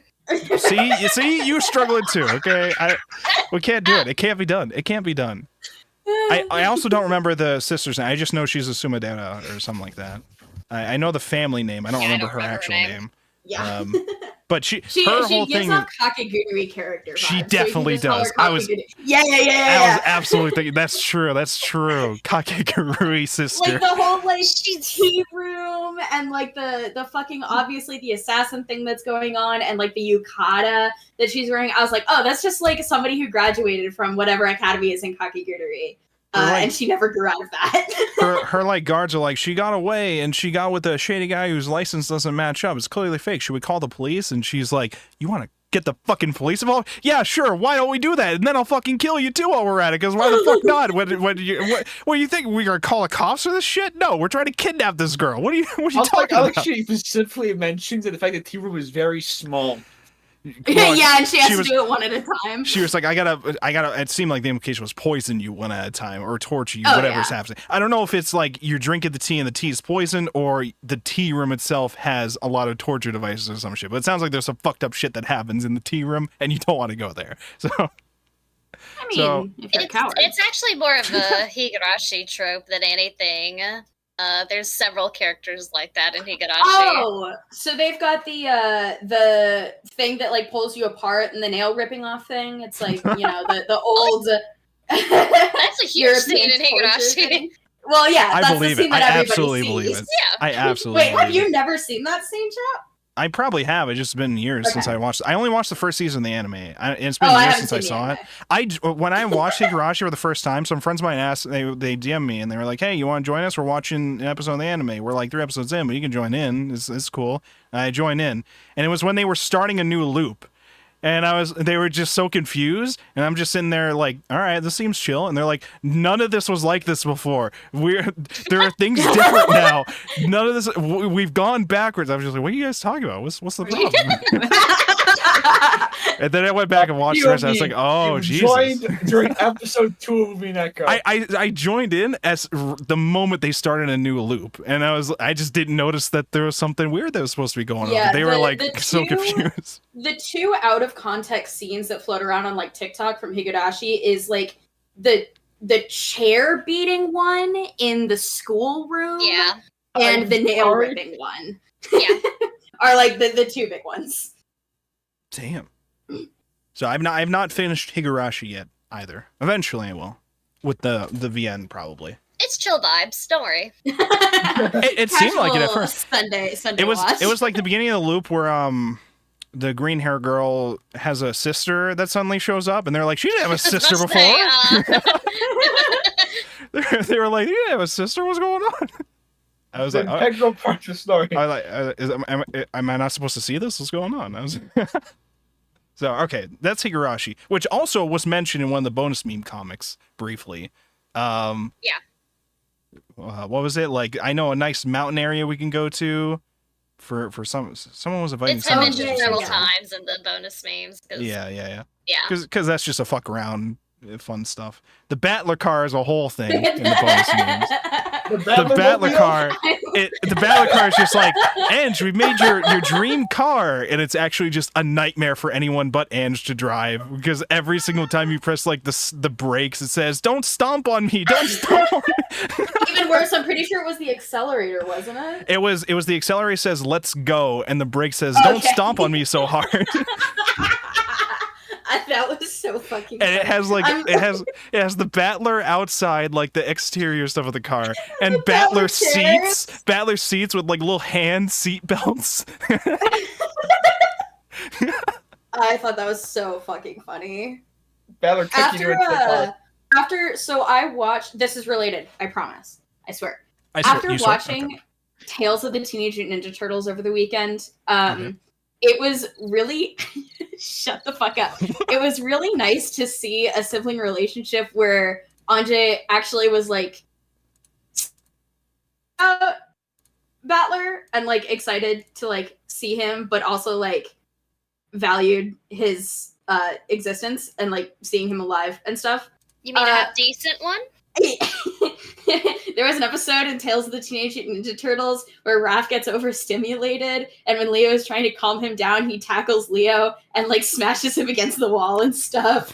Jesus so Christ. yes, it was very nice to see Angie actually caring about. Okay. Here's the thing. Okay, hold on. No, counter argument. I think she cares a little too much because she says I'm okay with that. Battler is Okay, worthless. So, I think it was a little odd in the manga seeing how her dialogue is basically only about Battler. In the VN, she's always like, 12 years ago, Battler Oni-chan and my family were gone. It's always Battler and my family. Yeah, I did want to mention that. On Battler, but in the manga, it's literally just, my world is gone Only without my Battler. brother. Battler. It's like, okay, chill, Ange. I was just thinking, like, is it was just very because they funny, only though. want to bother drawing the visuals that focus on Battler, and we only want to show the other family members when we also mention how, like, the backstory about Battler sometimes fighting with Rudolph, and we just want to cut that out from the manga or something? Or I'm assuming that it's going to be because the shatter, the fracture, whatever they're referring to when Burn Castle is like, I can give you this piece, and like Battler actually shatters into like whatever the fragments are called or whatever. Yeah. I'm pretty sure it's because they've been referencing the idea that Burn Castle might only be able to get Angie into the fragment where Battler is alive, because her dream was the fact that Battler was the one that was crumbling apart. So that's my assumption. Yes, but also in the visual novel, they don't focus just on Battler. It's Battler and my family are gone. Mostly Battler, though. Mostly Battler, but what I'm saying is we probably didn't focus on like the family stuff as much here, because it probably also would have meant we would have been drawing a lot more of like all of the family, like in several things perhaps, and they just didn't want to. Boobs. Maybe they just wanted to focus on Battler or whatever. What are you guys talking about? What do you mean? What the fuck are you guys Tell talking you about? when you're The fact that her tie goes around her boobs and then tucks underneath her bra. True. I'll tell you when you're older. We gotta attention. Am I just repressed every moment of this? we gotta flip over the chessboard on that, okay? Sakutaro. Like sometimes this keeps happening. I just like randomly repress things I probably shouldn't. Okay, speaking of characters that everybody speaking of characters that everybody wants, okay, Sakutaro. All right, everybody loves Sakutaro. Everybody. Not everyone, which is fair. All right, which is fair. Even the Sisters of Purgatory love Sakutaro. Okay, they swarm to Sakutaro. What do you got against? Do you not have joy in your life? Chef, you. we I'm literally sorry. had this conversation. I can't fathom it. What's wrong? Did you hate Hideyoshi too? Did you hate Hideyoshi? It was great, okay? He was great. Okay, Hideyoshi was great. Think Oh, little comic about Hideyoshi caring for him as his own son. Cute. Okay, I have more fanfiction ideas. I'm never gonna have the time to write it. I demand art of Hideyoshi and Sakutaro just hanging out and having a good time. Yes! The happy ending. Please! Not involved with Rokujima. I want them to be like waving off the boat that's going to Rokujima, being like, "Oh, I have a good time, guys," and then they go to like the carnival together and hang out. They go to hang out with Angie. yeah. Who's like sick at home? So they're like, "Oh, well, help." And at the end, my hand will cure you with my magic. Okay. There you go. There's some fanfiction fuel for you. Okay. Hell yeah. Okay, so Maria's stuff that we had going on was like Sakutaro is a stuffed animal she's given life to. Beatrice signs a whole thing saying that we are going to also help you give him a human form or something like that. He's basically going to become your furniture. Maria is now the Witch of Origins, and they start their alliance, and Sakutaro is now just hanging out with them, and they're still continuing their relationship with Anjay later on, even though like she at some point lost her access to magic, I guess. And also she had Anjay had like a vision of seeing Beatrice right before she actually entered the game. Wasn't sure if that was true or if she was just getting paranoid from reading the grimoire shit. Okay. Too much late night reading. Because that's again, I don't trust a lot of things going on. I don't trust the Bungo Stray Dogs guy. I don't trust. How could you not? He's Bungo Stray Dogs guy. He can obviously be trusted. Yeah, definitely. Yeah. Obviously. Sure. The Beatrice stuff. Okay, I've been trying to think with my battler brain about the notes in the bottles. I've been trying to think about it. Oh. So first of all, I was like, it's Maria. At first I was like, how come there's only 2 bottles if we've had 3 loops so far? But then I was like, maybe the third one didn't happen just because Ava got away. So we had an actual survivor this time, so we didn't need a bottle to say the events that happened. We have a survivor who could say the events that happened if she wanted to, or something like that. But that's if we're just going from that. I'm trying to think in terms of if the events that we're seeing in 1998 are solidified as like actually happening, not involved with the weird game going on with Rokujima Island. These are actual events that are happening, and the 2 balls getting sent out are like permanent results of the previous games. What the purpose of those 2 bottles being sent out would mean? They both have different stories of events that happened on that island. I think at some point I thought to myself, so they both have 2 different events that would happen, but they're both written by the same person, and it's assumed it's not Maria's writing. It seems to be Beatrice. Quote. I'm doing air quotes. You can't see me doing air quotes, but that's who we believe that to be because those are also the person who signed the pages Beatrice in the Maria's diary. So we know whoever it is claims to have been Beatrice when they signed it. Don't know if that necessarily means it is Beatrice or if it's some other weird thing. I'm not sure. But I'm just trying to think to myself, if you're somebody who was on the island, either committed the crimes or is trying to tell somebody about these things that happened, why are you sending out 2 of the bottles with 2 different notes related to what happened? Why like 2 different event recounts happening? And I'm trying to think to myself, like, is it like just disinformation from like Ava to try to fuck with people because like everybody's gonna suspect Ava no matter what she does, so she's like, let me just fuck with some people and just put things in notes. But I'm like, there's no way she actually thinks that's gonna work, right? But then apparently it does work, so what the fuck do I know? There's entire groups dedicated to this shit now. All right, I don't know. Explain this. We need to talk about parallel universes. So here's what a part of me thought at some point. A part of me thought that whoever premeditated the crime, because the assumption is that if you wrote these things, you probably premeditated these crimes. Whoever premeditated these crimes probably was not sure who exactly was going to like die in what ways yet. And so they wrote several different versions of what could have happened based on that stuff. That's my assumption. Also, welcome, Justin. You are here for Umineko discussions. Have you read Umineko? I love Umineko. Oh my god, I was so wrong about this series. The by the way, the Neko. By the way, real quick, without giving huge spoilers, okay, can you give us your, because I know you have thoughts about Higurashi, which is also from the same author. It's a very related series. Because I know you have heated opinions about Higurashi, but without like super spoilers, you want to show those off real quick? Oh, my biggest issues with when they cry is the fucking spoilers, though. Oh, well. But what I'm trying to get at is the explanation's really stupid. It's the dumbest thing I've ever seen in my entire life. Is this true, Ramiya? Is this true? Is it stupid? Is it stupid? I'm not hearing a no. I'm just hearing a wow. Is it big dumb the whole time? Wait, Justin. How far did you watch of Higurashi? I saw the end where they explain everything. Well, what is the end for? There's the problem. Wait, what was the problem? Oh, watching the anime is the problem. I see. It was but Justin didn't watch the newer seasons. Justin watched the older season thing, right? Yeah. So I don't know if that changes things with that at all. It doesn't. Oh, okay. All right. So is the assumption just don't watch Higurashi? I mean, if you want the actual story, then is it that drastically changed? Not.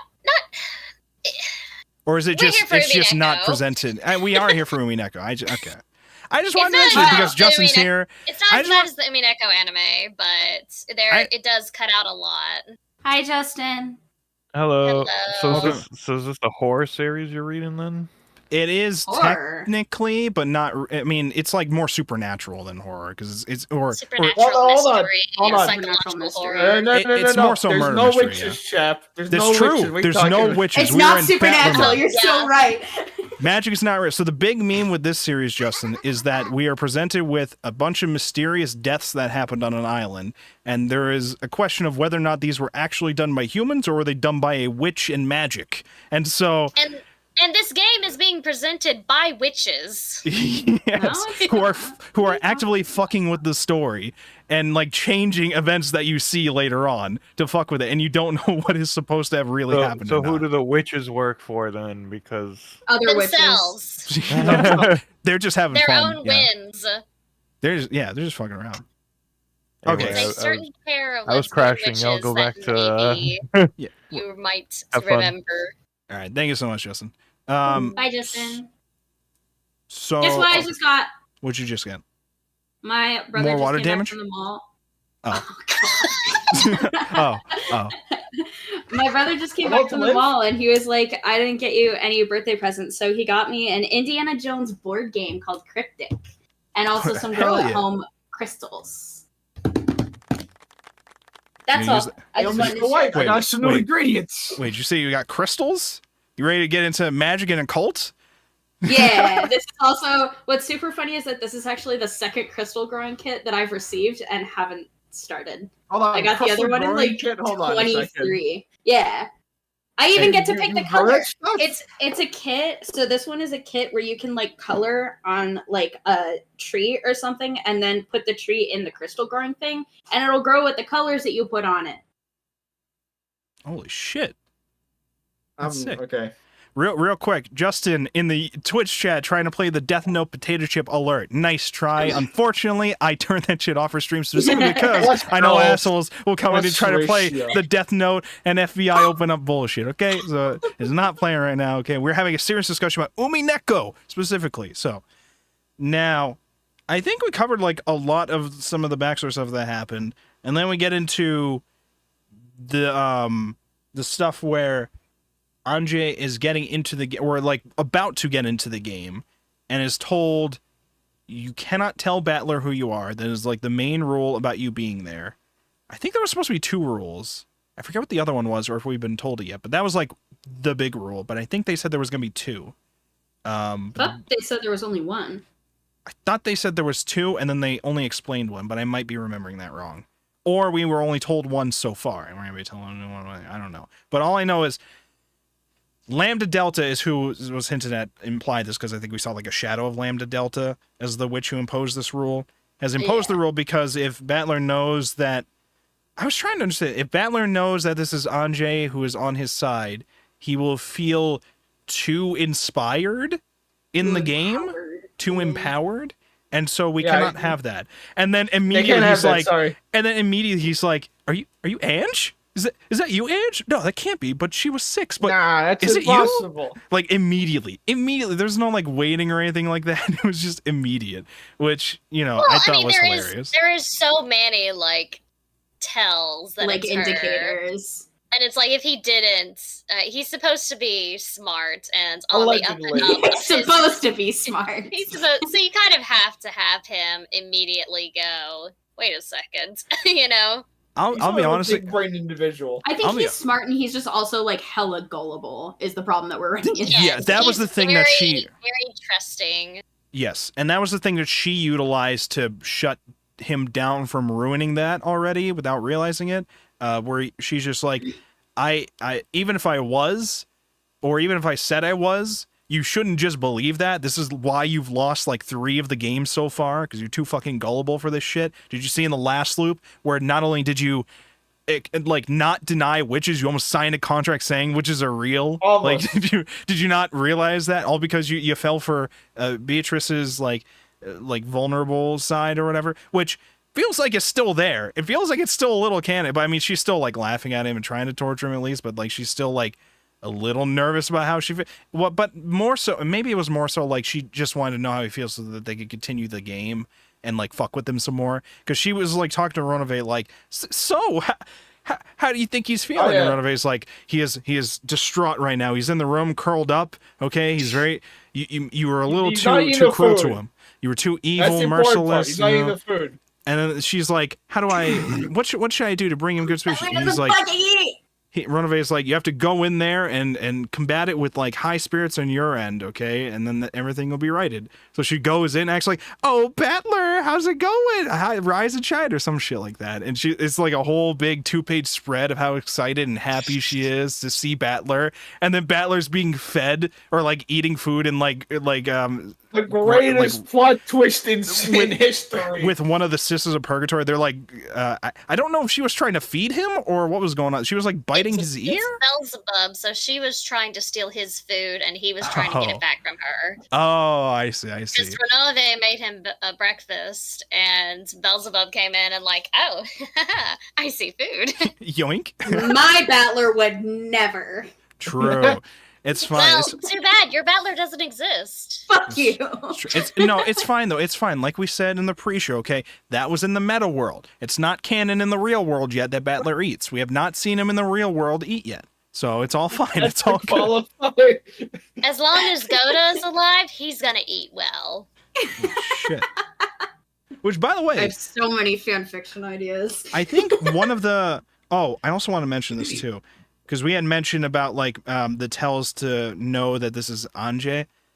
I was, like, still thinking through... I was like, they really fucked with me by having Maria backstory along with Anjay backstory, because I mentioned this before. When I looked at the cover and see, like, grown-up Anjay, I just think it's grown-up Maria at first. Because I didn't know Anjay was a separate character at first, and I just saw the cover. And now, just in my head, it's just Maria, but with the hair beads. Right in my head, but I mean now I know she's a very different character.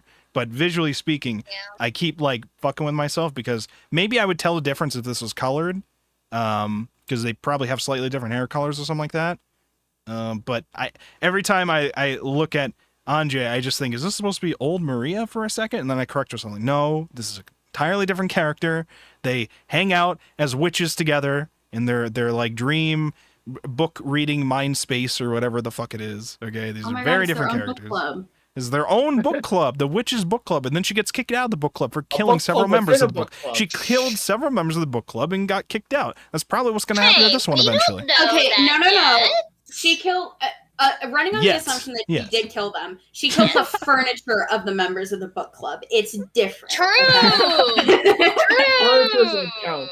Listen, furniture. That's what I'm saying. Is furniture shouldn't count. It's furniture. Oh, damn! You are literally. When you stub your toe against a table. Literally Beatrice right now. Okay, you are literally like 1%er over here. What is it? Mimicry is the best form of flattery or something? There was this one dude. Intimidation's great. There's this one dude in Tribe 9 from last night. Every single line, he takes the opportunity to call everybody else there poor. So you're like them right now. What was his name too? I remember making Todoroki. He's like a My Hero Academia character's name. In My Hero, isn't he also rich there? I don't remember if Todoroki's rich in that one. I just remember he has dad issues and mom issues and family issues. Because his dad is whatever his name is. He's like the number 2 hero, right? Some pro hero or something. Okay, but that's My Hero. Abusive fire dude. That's My Hero. Let's talk about the other abusive fire hero in this. Battler, who's fiery and ready to go in the logic debates. Hold up. Right? How is he abusive? Oh, I'm sorry. He's not abusive, but he's fiery is what I meant to say. He's kind of abusive to Beatrice, let's be real here. He's abusive to himself. He's abusive to himself for not eating, okay? So hold up. I like how we've gotten to episode 4 and Andy's like, he's kind of abusive to her. the woman that has trapped him and his entire family on an island and murders them relentlessly. I'd like to point out that the entire last episode was emotional manipulation on both of their parts. Now, how on his part? Whoa. Listen, God forbid witches have hobbies, okay? Battler has to come in and ruin it, all right? It's fucked up. Hold up. How is he emotionally manipulative? He put a pause on their game until she was willing to slap her. He slapped her, right? He slapped her. That was being upset, Andy. Well, you're not. Being upset is not manipulative. Yeah, what are you listen.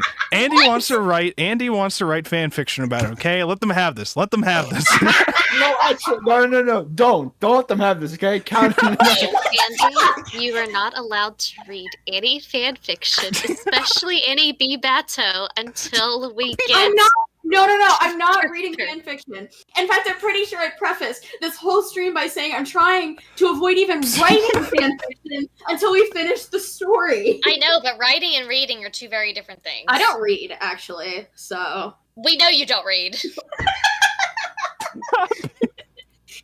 This is the most un-Umineko related stream. This is abuse right here. You want to know what emotionally manipulative is? Here you go. This we got a live image demonstration right here. This image of Battler curling in the corner. This is Andy right now. Okay.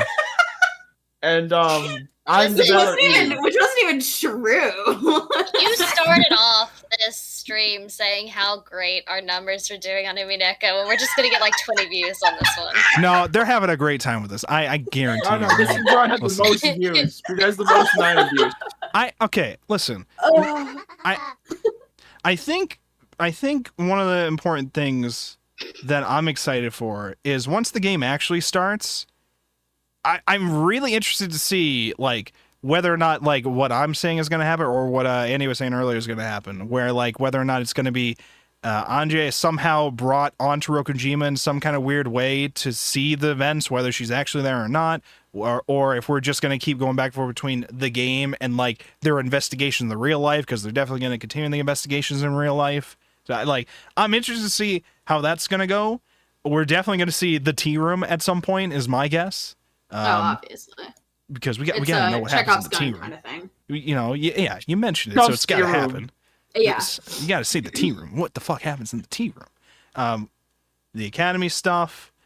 Sakutaro. Okay, why would they have her end up being on the island as a part of the game if her physical self at that moment is in the future trying to solve the mystery of what happened on the island? Well, because Parallel in my universes, that's fun. mind, what's going to happen is she's obviously not going to actually be on the island in the real events, but we're going to see her on the island as like a placeholder thing for her looking into the events in real life. So she's going to, in my mind, when we start the next volume, she's going to be physically involved in the story, and it's going to seem like she's actually there in the past, but what's actually happening is she's researching the stuff in real life, but it's presented as if she's experiencing them firsthand. That's why I imagine it's going to happen in my head. Okay. I don't know if that's actually going to happen, but in my head, that's probably what's going to happen. But I don't know. assume so because there's only 18 people on the island. Either way, what I am going to assume with my battler brain is that she obviously is not going back in time, and she's not going to be on the island in Rokujima in her, like her 98 body or whatever. It's going to be she's either looking into the events out like in real life across like some area of Japan or whatever, or she's going to physically go to Rokujima to investigate on the island or something. Beautiful. Like that. I can also give her self-insert chess piece an eating disorder. Okay. All right. Yes. Have we seen her eat yet? I don't remember. She did not. No, she actually actively rejected the tea. She rejected the tea. Yes, from that guy. But he was That's just how you like, know they're siblings. he was just like, not like I poisoned it though, but you know, but that's how you know. Yeah, it's in the family. The other thing. It's in the family. Okay. It runs in the family. It's about family. It's all about family, and that's what's important. Comes So- from their dad. Sakutaro, I wanted to ask too. She didn't have Sakutaro in the past loops, right? She didn't have Sakutaro on the island. I'm pretty sure. Allegedly. So I have to ask Oh, myself. I remember. I have to ask myself, why would Maria not have brought Sakutaro? Did what's her name, Rosa, like argue with her and like force her to leave Sakutaro? Because they had mentioned when Maria was staying home alone because Rosa had to work late at night that when Maria went to go pick up groceries herself at night, which apparently they were just chill with her doing at like what 8 years old or whatever, when like I think she that's 9 years old. typical. But like Look, students she's are very self-sufficient. okay. No, it'd be one thing. Okay, it'd be one thing if it was like it could be fine, I guess. But she's a rich Ushiromiya family member. I don't know if I would trust it at that point. We'd have like someone. Define the rich, by the way, because everyone needs money for some reason. I feel like we would have some kind of servant. If we're like a member of the Ushiromiya family, we should have some kind of servant watching her when she's staying late. In my head, but yeah, I don't. You know, Is money seems tight in the Ushiromiya family, though. So yeah, is Rosa rich? I mean, they're She was supposed to pretty be rich. fucked out.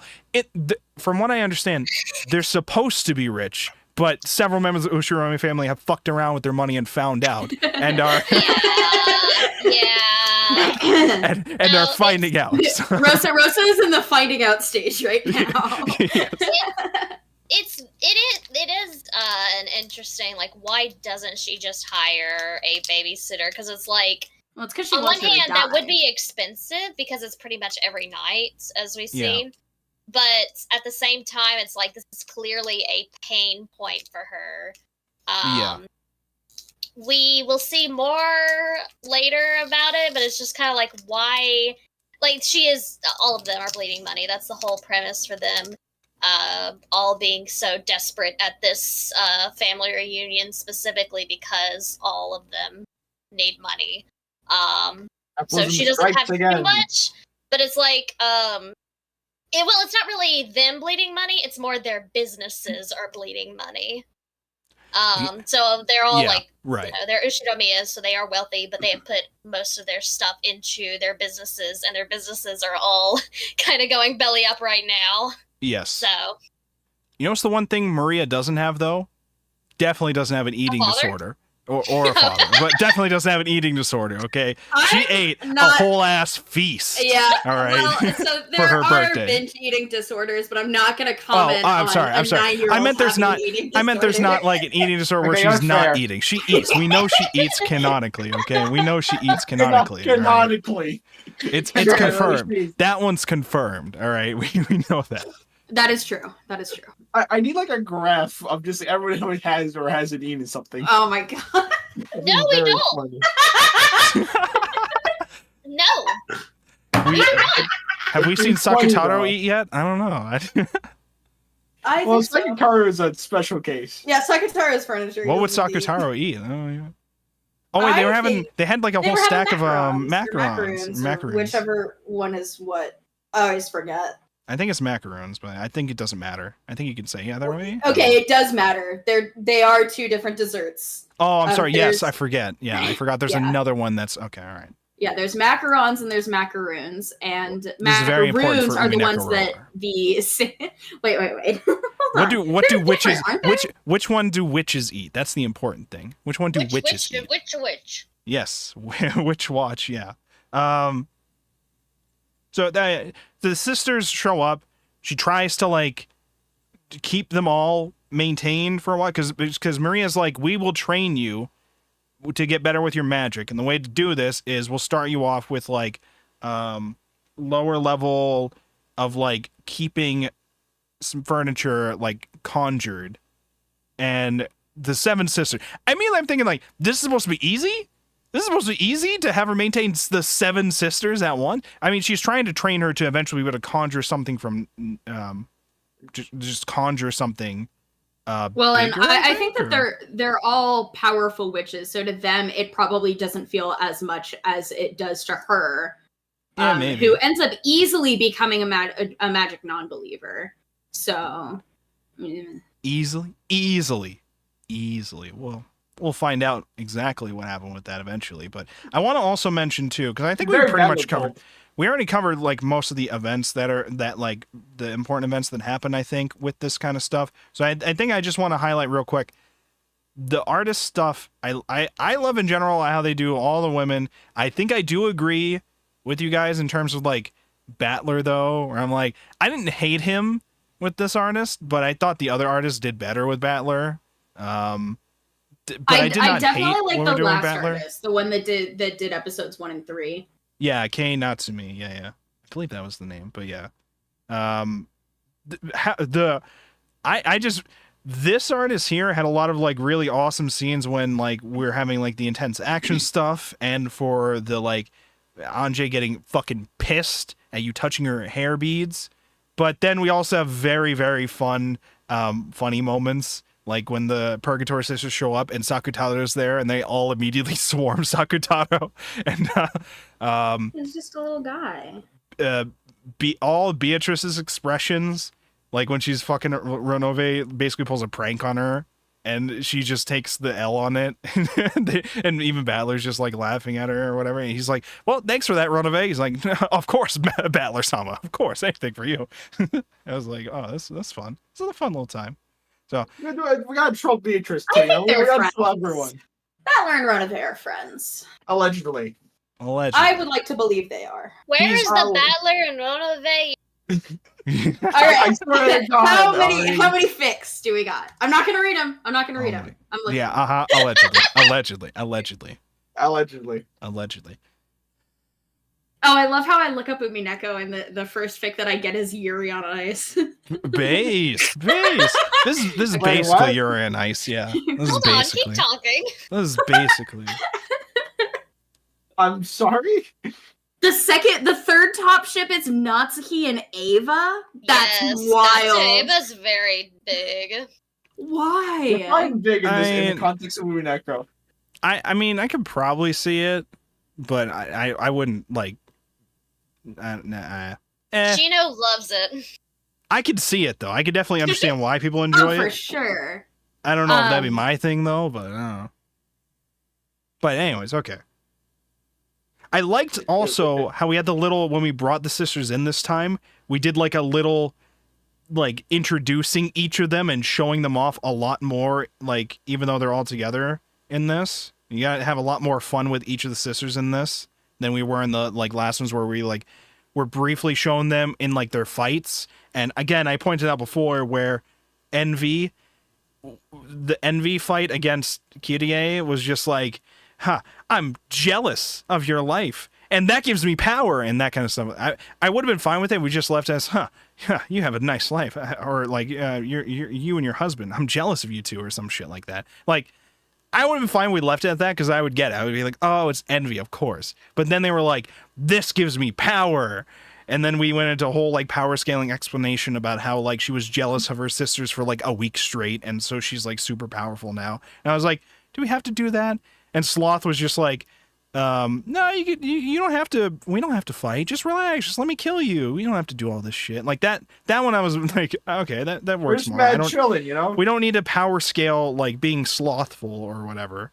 But greed, I was okay with how greed here, because we got to focus a little more on greed, because greed ends up being the one that Anjay gets to maintain for a while, and greed is like, actually, I'm glad I get to be the only one, because now I get you all to myself, and I get to hang out in the world all by myself. I get to do these things that the other sisters can't do, and I get to, knowledge is a thing that I want to, I love to acquire, because I want to be to know these things. Other people, I have a hunger for knowledge, okay? My greed of knowledge and all that shit. Like, there's things that we're doing with that.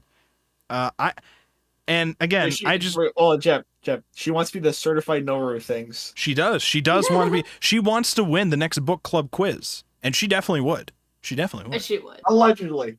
She would. No, she would dethrone you, Shadow. Okay, she would take that. She would take that title from you. All right. Plus ratio. Oh Little did you know, you haven't been taking notes the whole time, and there's actually a quiz coming up. No, there's not. There's not a quiz. I have been taking notes. What are you talking about? I would lose my mind if I had to come up with an Umineko quiz for book club. I would lose my mind. I have 18 pages of for like 60. Don't worry, I've got tons of friends that would be eager to do it. Hey, if you can get somebody else to do some meme, we could do some meme. But like, I'm just like, I would lose my mind if I had to come up with quiz questions for 60 fucking volumes of the manga. Oh no, I would lose my mind. I mean, maybe that's what we could do for the break, the 1 week. But it would only have to be questions related to the first 4 episodes. For the break, you're going to come up with PowerPoints on the mysteries. Yeah, true. Right. We have to come up with our explanations, right? You know. Because it seems like that's going to be more towards what we're doing. It seems like we're going to finish, once we're done with episode 4, we'll probably have like a week break, or like a week to do something else or whatever, and not read or whatever. Something silly. And then we can go back and read the rest of it, because it seems like we're committed to that. It sounds like we're all in agreement to do that. I think it'll be fun. It'll be a good time. I'm ready for it. I'm excited for it. Okay.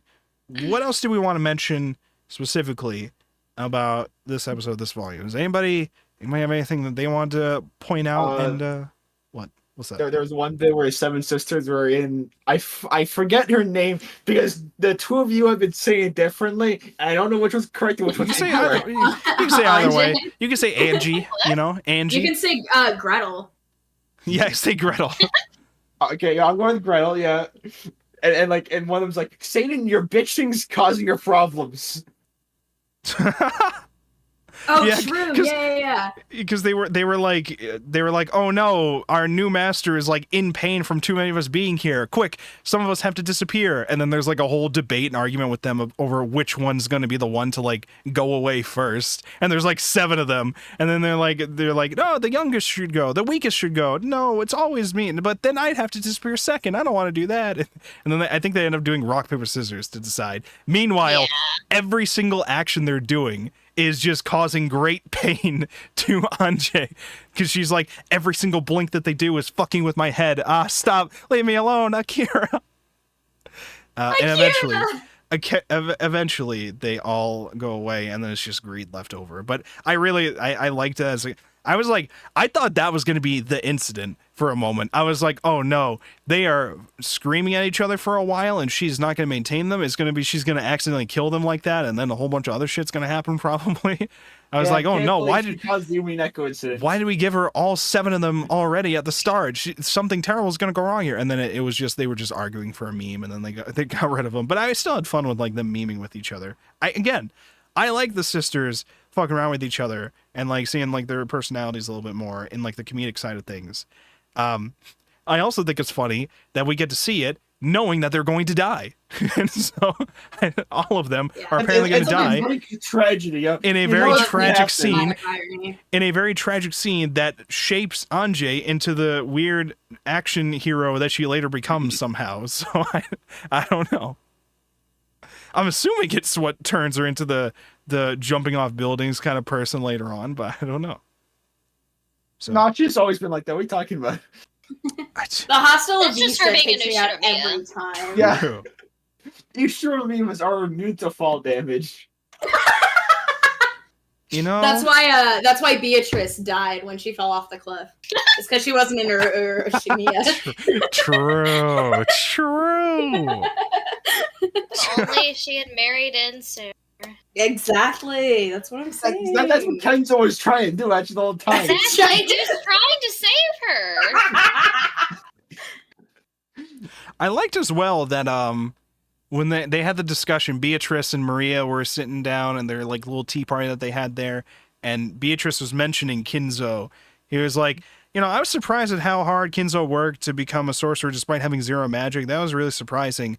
I am also surprised that Maria has so much power as a witch. It's basically exactly what Kinzo would want, and yet we know that he, for some reason, does not want to interact with her. I don't know if it's necessarily hates her, but he just doesn't. He doesn't like her because she probably has more magic or some shit. She's more powerful no, than him. he doesn't like her because Of Rosa? Because Rosa's husband left her.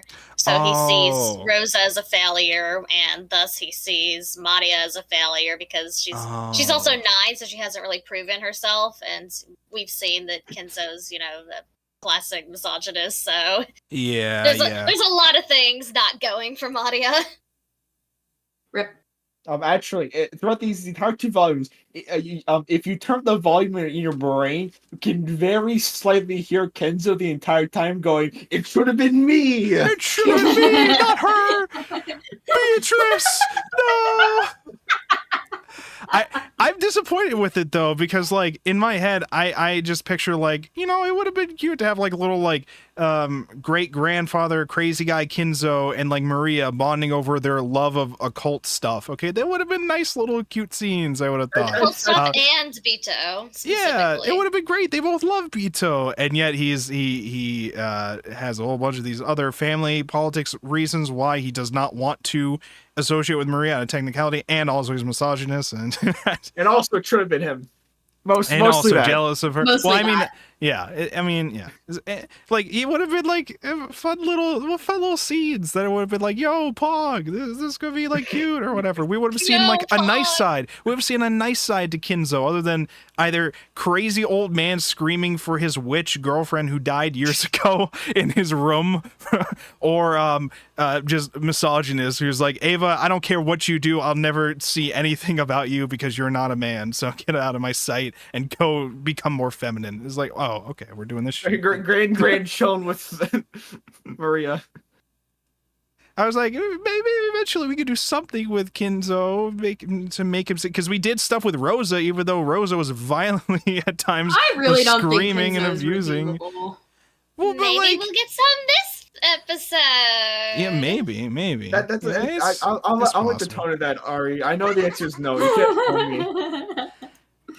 Listen, He's always going to be eventually we get Kinzo backstory. I'm sure. Eventually he won't die. I'm just saying. Kinzo backstory is just him being a womanizer. Where do you think Rudolph got it? Well, what I'm trying to say is we spent so much time trying to, for some reason, give sympathy to Rosa, which did not work at all on me. Trying to give sympathy to Rosa. I never said I was giving sympathy to Rosa. Oh, no, you mean the author? I'm saying the author is definitely trying to like give sympathy to Rosa. Like even with the scenes in this where she's like calling Maria, being like, "I'm so sorry, I won't be able to make it there tonight," but then she's like, "Oh, she usually throws a big fit," and I'm thinking to myself, like, she was just ready to have an annoying fucking phone call, and she didn't actually care, probably. I don't, like, she was just gonna be leaving her no matter what, but it was presented as if she, like, was deeply sorry for, like, not being there, and, like, maybe a part of her is, but the scenes that I see of her just beating her whenever she's, like, not getting her way, and just crying or whatever, and I'm just like, bro...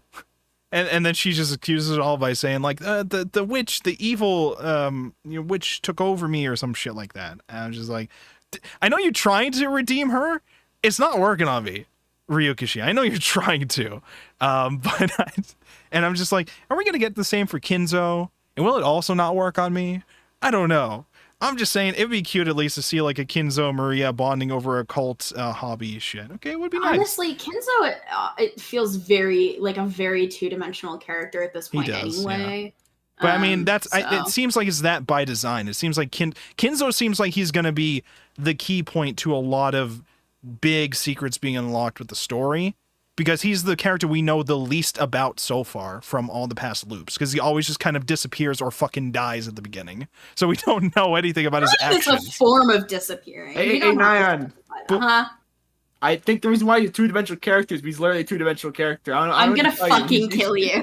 He's not a fun shit paper. I think I figured out the problem here, Nyan. So I mean, you know, so we'll see what happens with the Kinzo stuff. I'm interested to see what happens with it. I feel like with how things have gone on right now, I already kind of assumed eventually Maria was gonna get like some kind of witch status in some loop. I didn't realize how fast it was gonna happen. I didn't realize we were gonna be like, you're now the Witch of Origins. My other question with that though is whether or not she becomes the Witch of Origins after the events in Rokunjima, supposedly in like the meta thing. Before. Okay, so this is supposed to be before. So she's supposed to be a witch when this starts. Okay. So that scene with them creating the the soiree, whatever you want to call it. Yeah, I don't speak the alliance. French, The alliance. The alliance. That is set several years before Rokunjima. Okay. It's set several years before that, so it is one of the events. Because Shannon and George going out on a date to the aquarium. That is happens before Rokunjima. Okay. Yeah, because I remember we had heard at some point Maria mentioning that she basically hangs out with Beatrice every year that they go there. So I'm like, she eventually stumbled onto the Hidden Mansion as well and hung out with Beatrice for a while. Okay, all right. So that makes sense. Yeah, not necessarily the Hidden Mansion, but just that that's my assumption. That's my assumption. Yeah, but okay. But she's met with Beato at least. So okay. Yeah, that's why we see in like the first few episodes that she doesn't kill Maria, if you notice. Maria is left alive except when Ava becomes Beato. Oh, yeah, that's true. Yeah. They have the alliance. She's not going to kill Maria. But Ava does not have the alliance, so violent deaths over and over. You're getting cooked. Yeah. Wait, but what about the one ending? That's why Maria's always like, I'm going to be alive. Beato's promised me this. Wait, but wasn't there one episode where she fed the head of Maria to Rosa? That was episode 2. That's for torturing Rosa. It's okay.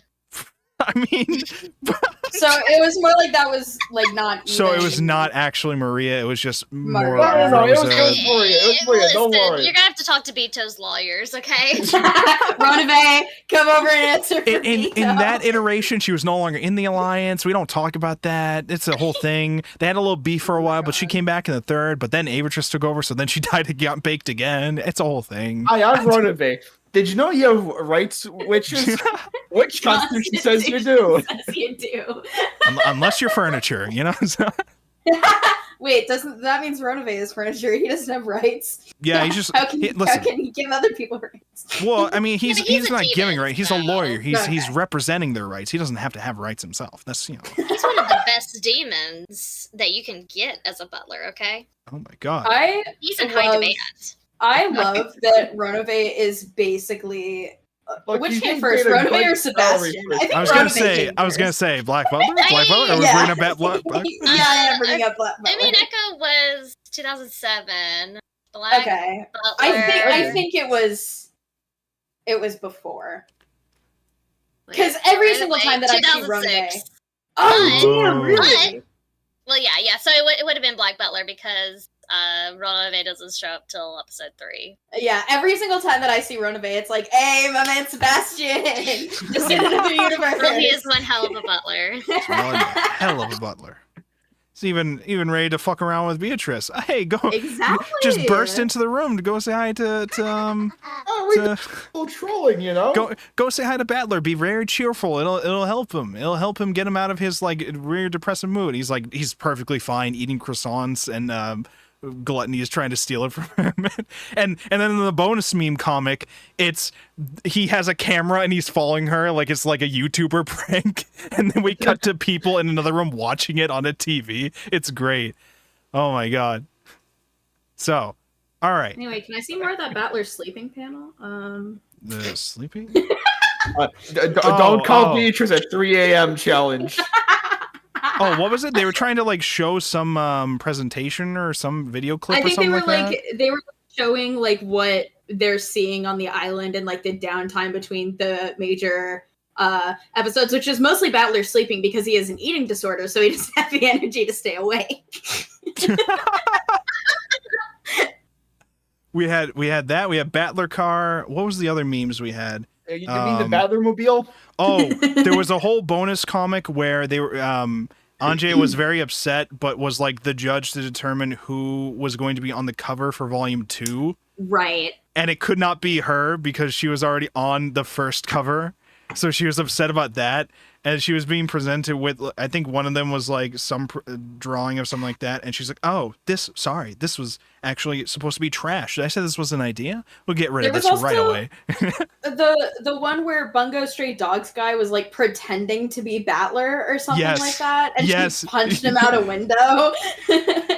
He was like ready to... As well known. He doesn't take ball damage either. I was a little confused by that first. I was like, was the joke like he was about to cosplay as him and then someone was killed and thrown out of the building and then he saw that and he was like, maybe I shouldn't do that. I didn't know if that's what happened at first, but it makes more sense if he was like picturing it. But there was like another one too. There was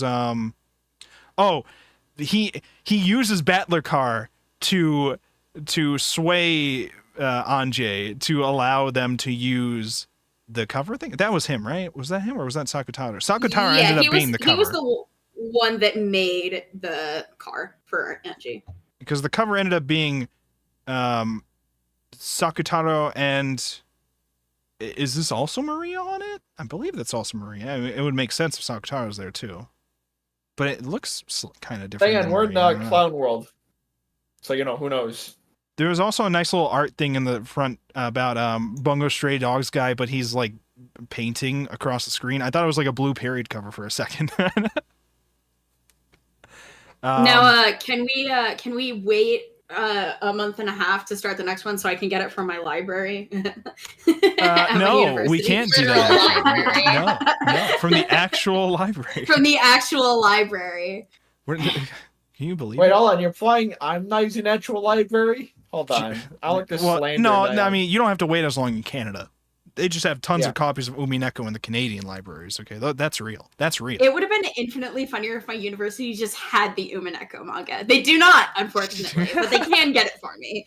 I'm trying to remember my university library actually had manga. I think they had some light novels, but I don't remember if they had. I don't remember if they had like manga. My high school library had manga. That was fucking weird. My high school one definitely did too. Mine did. We had like, what was it? We had Yu-Gi-Oh, Death Note, One Piece, Mega Man Down Eric. Based. I read the first volume of a manga called Hot Gimmick at my high school library at some point. I only read one volume of that series, and I was like, oh, this seems interesting. And then they didn't have another volume, so I never read that again. Bleach and Naruto, holy shit. At the local library. But then the pandemic happened, so And no One Piece. Thank goodness. Thank God. My brother has all the One Piece, though, so I don't have to go to the library. All right. What else? Is there anything else we want to bring? Because we already talked about the main events. Your brother up until this point. Listen, he's a big shonen bro. He loves his One Piece. Okay, it's fine. I don't actually know if he keeps up with the anime though, but I know he reads up with manga, and from what I hear, that's more respectable than the anime. Like keeping up with all the anime stuff, because there's a fucking shit ton of episodes of that. But anyways, we're here for Umineko, which is also long as a visual novel. Okay, so all right, Ari, I wanted to ask, how did this episode so far compare towards the VN? You already mentioned before about things like it's mostly focusing on Anjay focusing on Battler and not her family or whatever. But what other differences or like changes might there be that you noticed? It was a lot faster than the VN. Really? Okay. The previous ones have obviously cut things out, but it was kind of unnoticeable in the previous ones. Just smaller things like a bit of the mood is lost because you don't have the sounds and stuff, or the exact same pacing. But in this one, it was the amount cut out was more noticeable.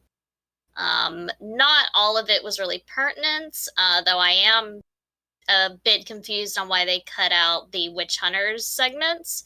I could have sworn I saw it name dropped in here, but the Witch Hunters... It might have been. I just remember that one panel, the weird research guy, and I was like, this is going to come back up later, right? I was just like, why are we bringing this up later if it's not going to, why are we bringing it up now if it's not going to come up later? He only shows up in that initial scene. Like, you just see him once, and I don't think they'll go back to that meeting with him, because the main purpose of it was just her verifying the handwriting. But the idea of the witch hunters, that there is a group of people in this post-survivor Rokenjima that have made a mythos around these serial murders. It's their own kind of version of true crimers, but specifically... It's a subreddit. It's a subreddit before Reddit happened. It's specifically about witches. Yep. That's a very important part. So I am kind of confused on why they skimmed over that. But yeah, this one went pretty fast compared to the VN. I honestly don't quite care for... okay, so I am the type of reader where I like writing flashbacks, but if I get really bogged down by them, and I think that's kind of common for people to just like feel really like, come on, let's get to the point, or let's get back to the present when you're stuck in flashbacks forever. Yep. I love the like Modal Zushi, those kinds of novels, but I can't read her writing a lot because like most of it is like, here's this present day couple, and then we're going to spend this entire like 200-page novel about their backstory when they didn't like each other and how they met, and also this other warring faction that does tie into the plot, but not to our main characters, really. Right, just so that one kind of will set up OVA. other things. It's I can't really stand long flashbacks, and that's what a lot of episode 4's beginning is. So I am happy that they trimmed it down considerably. To this day, towards that point, to this day, my favorite piece of fiction that I feel like handles the balance of like flashbacks with your narrative well is Lost. Lost was like perfect at that. If you've ever seen that TV series, every episode, because it's the concept of the show, I'm not going to spend too long because we are talking about Umineko, but I will just briefly say the concept of the show is everybody is crashed on this island from a plane crash. The survivors, you're following the story of the survivors, and each survivor that's like a key character ends up one at a time getting like a different episode that's dedicated to focusing on both them currently on the island and how they were all like before they got on the island. And it is perfect with how it goes back and forth between them and makes the episode like very thematic with how it does it. It's like amazing, especially the early seasons of Lost. That's like the perfect example I think of like how to balance it properly. I was definitely feeling what you were saying at times with this, where not only do we have like long flashbacks, but we have like flashbacks within the flashbacks, or like flash forwards that like are also a flashback or like some shit. And I'm just like, and like I said before, I was like, it wasn't too confusing here, but it was a little like overwhelming, where I'm just also thinking like, okay, but eventually we're gonna get back to the game, right? Eventually we're gonna get back to the game. Right? In the VN, I remembered most of episode 4, but even then I was getting a bit confused on like, okay, wait, what time zone are we in now? Is this like 18-year-old Ange? Is this high school Ange? Is this, wait, no, now we're with Madia? Wait, is this Madia like, is this her with Sakatato, or is this like her like with her mom? Like what? And to me, there's another layer to it. There's another layer to this with me, where we're also being told like whether or not the events you're seeing are actually real or not. So I'm just like, now I'm like quadruple fucked over with some of this stuff. So I'm being told, solve the mystery. You should be able to solve it by now. But I'm just like, I don't even know which mystery to solve. There's so many. I don't even know. I don't know which mystery is even real. Again, a lot of this stuff could be easily solved by just saying it's magic, but we're Battler Brain over here. No, it's not. Okay, just accept it's not magic. It's not magic. Witches are not real. Okay, not real. Right, hold on, Jeff. It just occurs to me. Yeah. If witches aren't real, does that mean Psychotaro is not real either? Is what? Say that again. Psychotaro.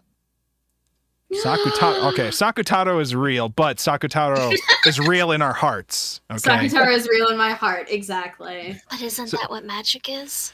Coke, no, cheese, mold. Sakutaro doesn't really matter. I don't think Sakutaro is capable of committing like murders of like over 13 people on an island at once. I don't think that's possible for Sakutaro. I don't think he would do that. So.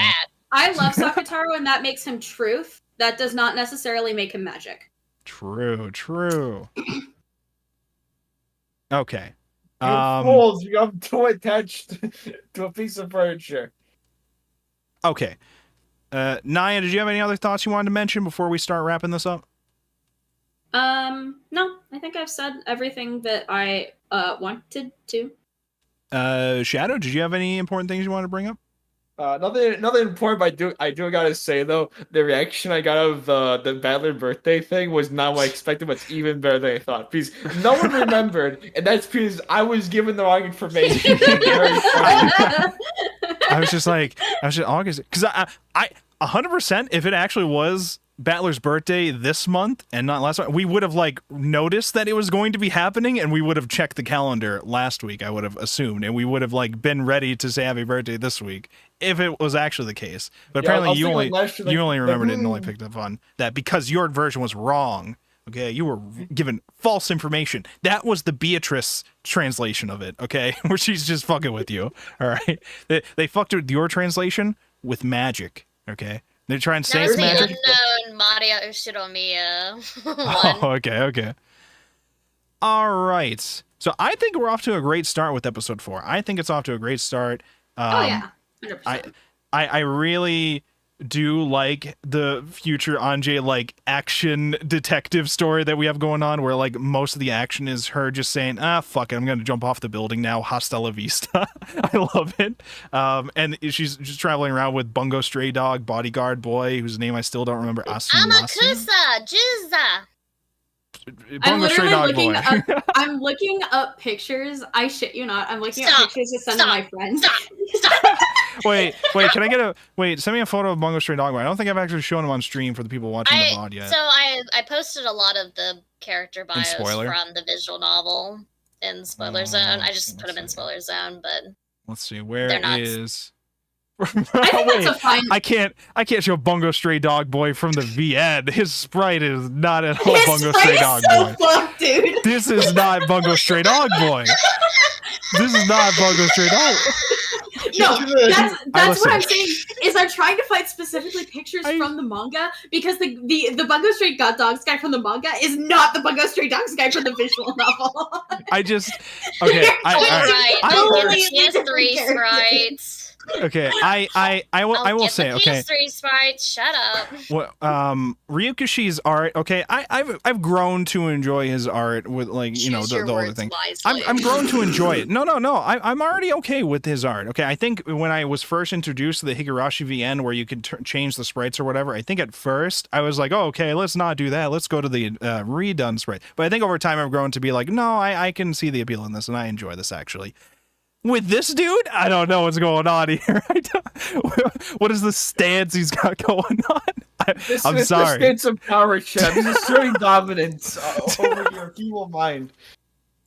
Listen, he's a fictional character getting stronger than you. It's quite the stance, I won't lie. Wait, where's the Oh, this is the new one. Okay. He looks like a fucking sailor or like a train conductor. He does.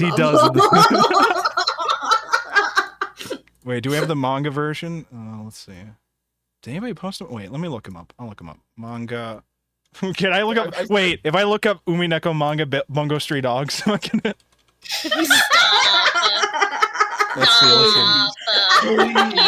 Here's this image from the manga. There. Okay, I did not get him when I searched it. Okay, so yeah, there we go. Like, yeah. The ultimate crossover. Okay, this. Hold on. That's Bungo Stray Dogs guy. This is Bungo Stray Dogs guy. Okay, if I can shrink him down. There we go. There he is. His name is Amakusa.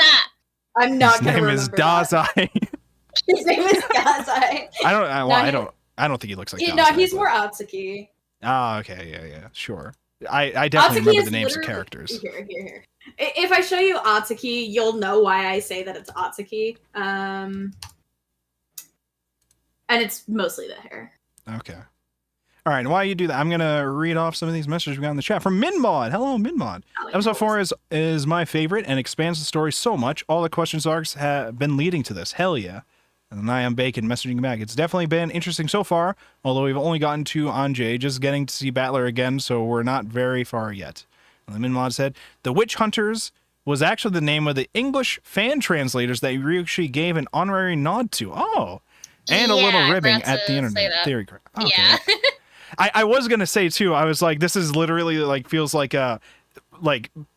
dudes on Reddit trying to solve the Zodiac killer, what is it, the puzzles or whatever, the cryptic shit that he left behind. I forget what it was. I was just like this has to be some kind of like meta kind of thing about that kind of culture, right? Where people are like just getting too invested in like these things when there's a logical explanation for these kind of things. So I think that's kind of cool. And a little ribbing at the internet theory crafting fanbase that built around the game. Who I'd imagine Ryukishi.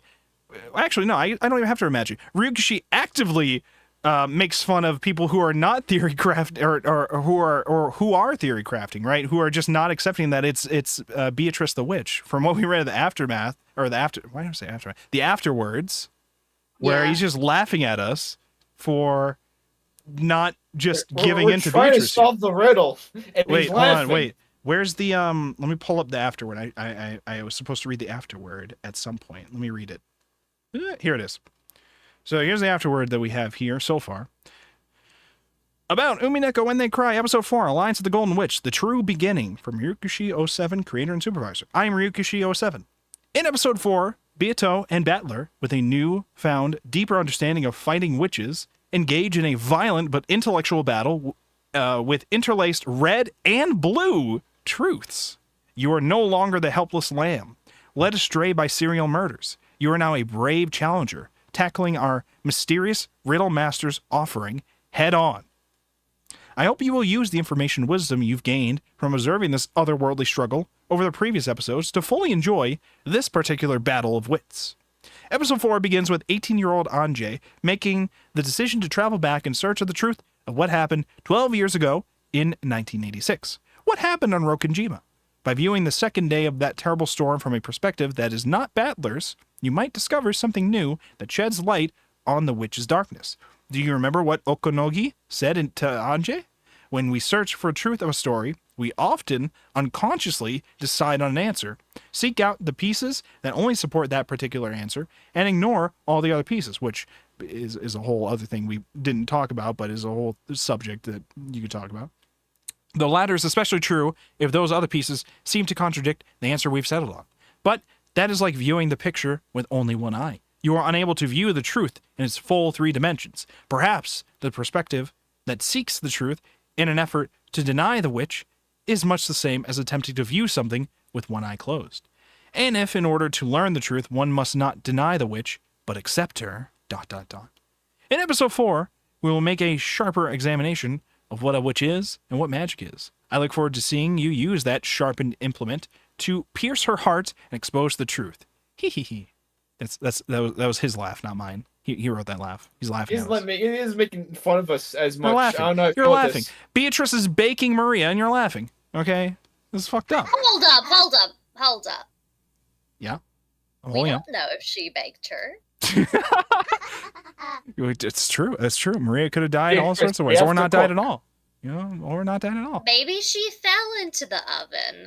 Maybe, and just happened That's gonna to. be Battler's next. Maybe she accidentally fell into the oven. When she came out, we accidentally used the cookie cutter on her. We accidentally served her to Rosa. Shoved her into the oven. She was very small. I didn't see her. It's fine. Okay, what else do we have here for our messages? Lamau lost. I was posting on the Fuselage back in the day. A very similar dedicated fan base, definitely. Because they were definitely doing a lot of theory crafting about that shit too, I'd imagine. I wasn't a part of a lot of like that, but I imagine. Episode 4 is the most layered with multiple threads of timelines and jumping from scene to scene. Absolutely. That's not good. This is Nyan. That's not good because I'm dumb and I will get confused. And then Midmon again. During the releases, Ryukushi would say things like, readers who want assurance that the mystery can be solved before trying to solve it are like boxers who only compete if assured they'll win. Based. I can't read. I hate YouTube still. It blocks like one of the words I want. Okay. Yeah, because of the little heart thing in the comment. Yeah, I hate that. Yeah. I hate YouTube. It's obnoxious. Okay? Now I'm making a chap and stream. I want twatter? What? Oh, water. You put a T in front, so it says twatter. Okay. All right. I was like, are we trying to say Twitter? We want to call it Twitter? I don't think anybody wants to go on Twitter. I don't think anybody wants to go on Twitter. I'm so thirsty, guys, I can't type. Go on Twitter anymore. Well, wait, I gotta go to your stream and do the stay hydrated redeem. Okay, you definitely gotta implement one so I can spam you with stay that. Stay hydrated redeem. Yeah, somebody's got to waterboard you instead of me. All right, it's bullshit. It's bullshit. You guys can't keep waterboarding me. For you. Yeah, okay, good. I gotta get you guys back for this shit. Okay, all right. So, thank you so much. Actually, let me write that down. I'm going to put that in eventually when I reach affiliate. All right, thank you so much, everybody, for hanging around for the beginning of episode 4 of Umineko, Alliance of the Golden Witch. Volumes 1 and 2 are now complete, our discussion for this week. And then we will be meeting next week to discuss volumes 3 and 4. There are 6 volumes for episode 4. So it's going to be 2 more weeks, and then we'll do something in between, either take a break for the week or something else where we don't have to do reading for that week. And then it sounds like we're going to continue with the rest of them. But the one thing to keep in mind for those of you watching or keeping up, next week we will not be meeting on Thursday like we normally do because I'm going to be going to Anime New York City, and I'm going there on Thursday night. I'm very excited for. I've never been to New York, and I've never been to another con that's not Anime Boston, so it'll be very exciting. So it'll be very, very interesting to do so. So I'll be going to that. If you are going there, let me know, and we can hang out at some point, and that'd be cool. But the important thing to know is that we're not meeting Thursday. We're meeting Wednesday, same time, though. So Wednesday at 9 o'clock next week, we will be meeting up for book club to discuss volumes 3 and 4. So I'm going to put a notice in the server to let people in the Discord server. And if you want to get notices about that kind of stuff, too, and join in the discussions, you can follow, subscribe, whatever platform you watch this on, and you could go to discord.wolfborg.com or find whatever comment section that you're viewing this from, and there'll probably be a link to my Discord there. Or you can go to my Twitter, and I think my Twitter also has a link to my Discord somewhere. So you can find the information there, and if you join there, you can join in the book club discussions if you're interested, or you can just chat in the book club text chat or the spoiler chat, send over any funny Umineko memes you want. Some of them we might feature or whatever. Wait, chat. What? We forgot to do the tier list.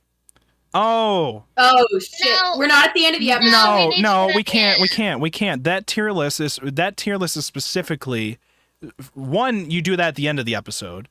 2, you do that for the game, not for the real this future stuff. I guess it seems like. Well, but I mean, I guess no. Actually, We'll do it. We'll do it. What I'm trying to say is, we do it for the culprit of the game. Yeah. What I'm trying to say is, you definitely do it in terms of like suspicion for the events that have happened, which you can't really do until the end of the episode. Right now, we've only seen Anjay backstory. Who are we going to say is sus? Just the Bungo Stray Dogs guy and the Oto honestly whatever guy. Hasn't seen any murders, and he's just like, I'm ready to point fingers. I know who did it. We already know who's the sus among us, or not even. We just know they're confirmed, and that's the sister, okay? the Sumadera right sister. Away.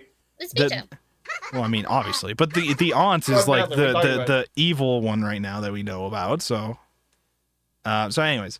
That'll be from the end of the episode. We do that at the end of the episode. That way we're not losing our mind every single fucking week with the tier list. Okay, that'd be nice. It'd be funny though. Because we can't do the tier list right now because we literally haven't even seen the loop yet.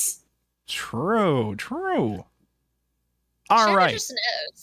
All right, so again, thank you everybody for watching. Leave a like wherever you're watching. Let's send the Twitch chat over to somebody else here. I'm a true American, okay? I shoot first, ask questions later. And again, if you're watching this on any platform, the book clubs are streamed on YouTube, Twitch, and Kick all at the same time. However, I primarily stream on Twitch. Specifically, this Saturday, me and Nyan Bacon are going to be streaming me playing The Room over on my channel. Yippee!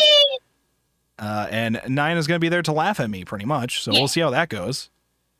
Who do we send you guys to? Let's send you guys over to... Oh, Yusha's playing Kingdom Hearts Rechain of Memories. You guys can go say hi to Yusha. Oh yeah, was that what you were saying before? I don't think I was listening because I was saying Yusha's streaming Kingdom Hearts, and we should raid him. Let's raid Yusha. Is there an easy way to raid somebody by going directly on their channel, or do I have to do /raid every single fucking time for my channel? Okay, /raid Yusha-kun. Boom. Did it work? Did it work? Okay. All right. Bye, streamers. We will see you next Wednesday. Bye, stream. Next Wednesday for Umineko, episode 4, volumes 3 and 4. Good luck, everybody. Stay safe. Bye. Goodbye, stream. Bye, stream.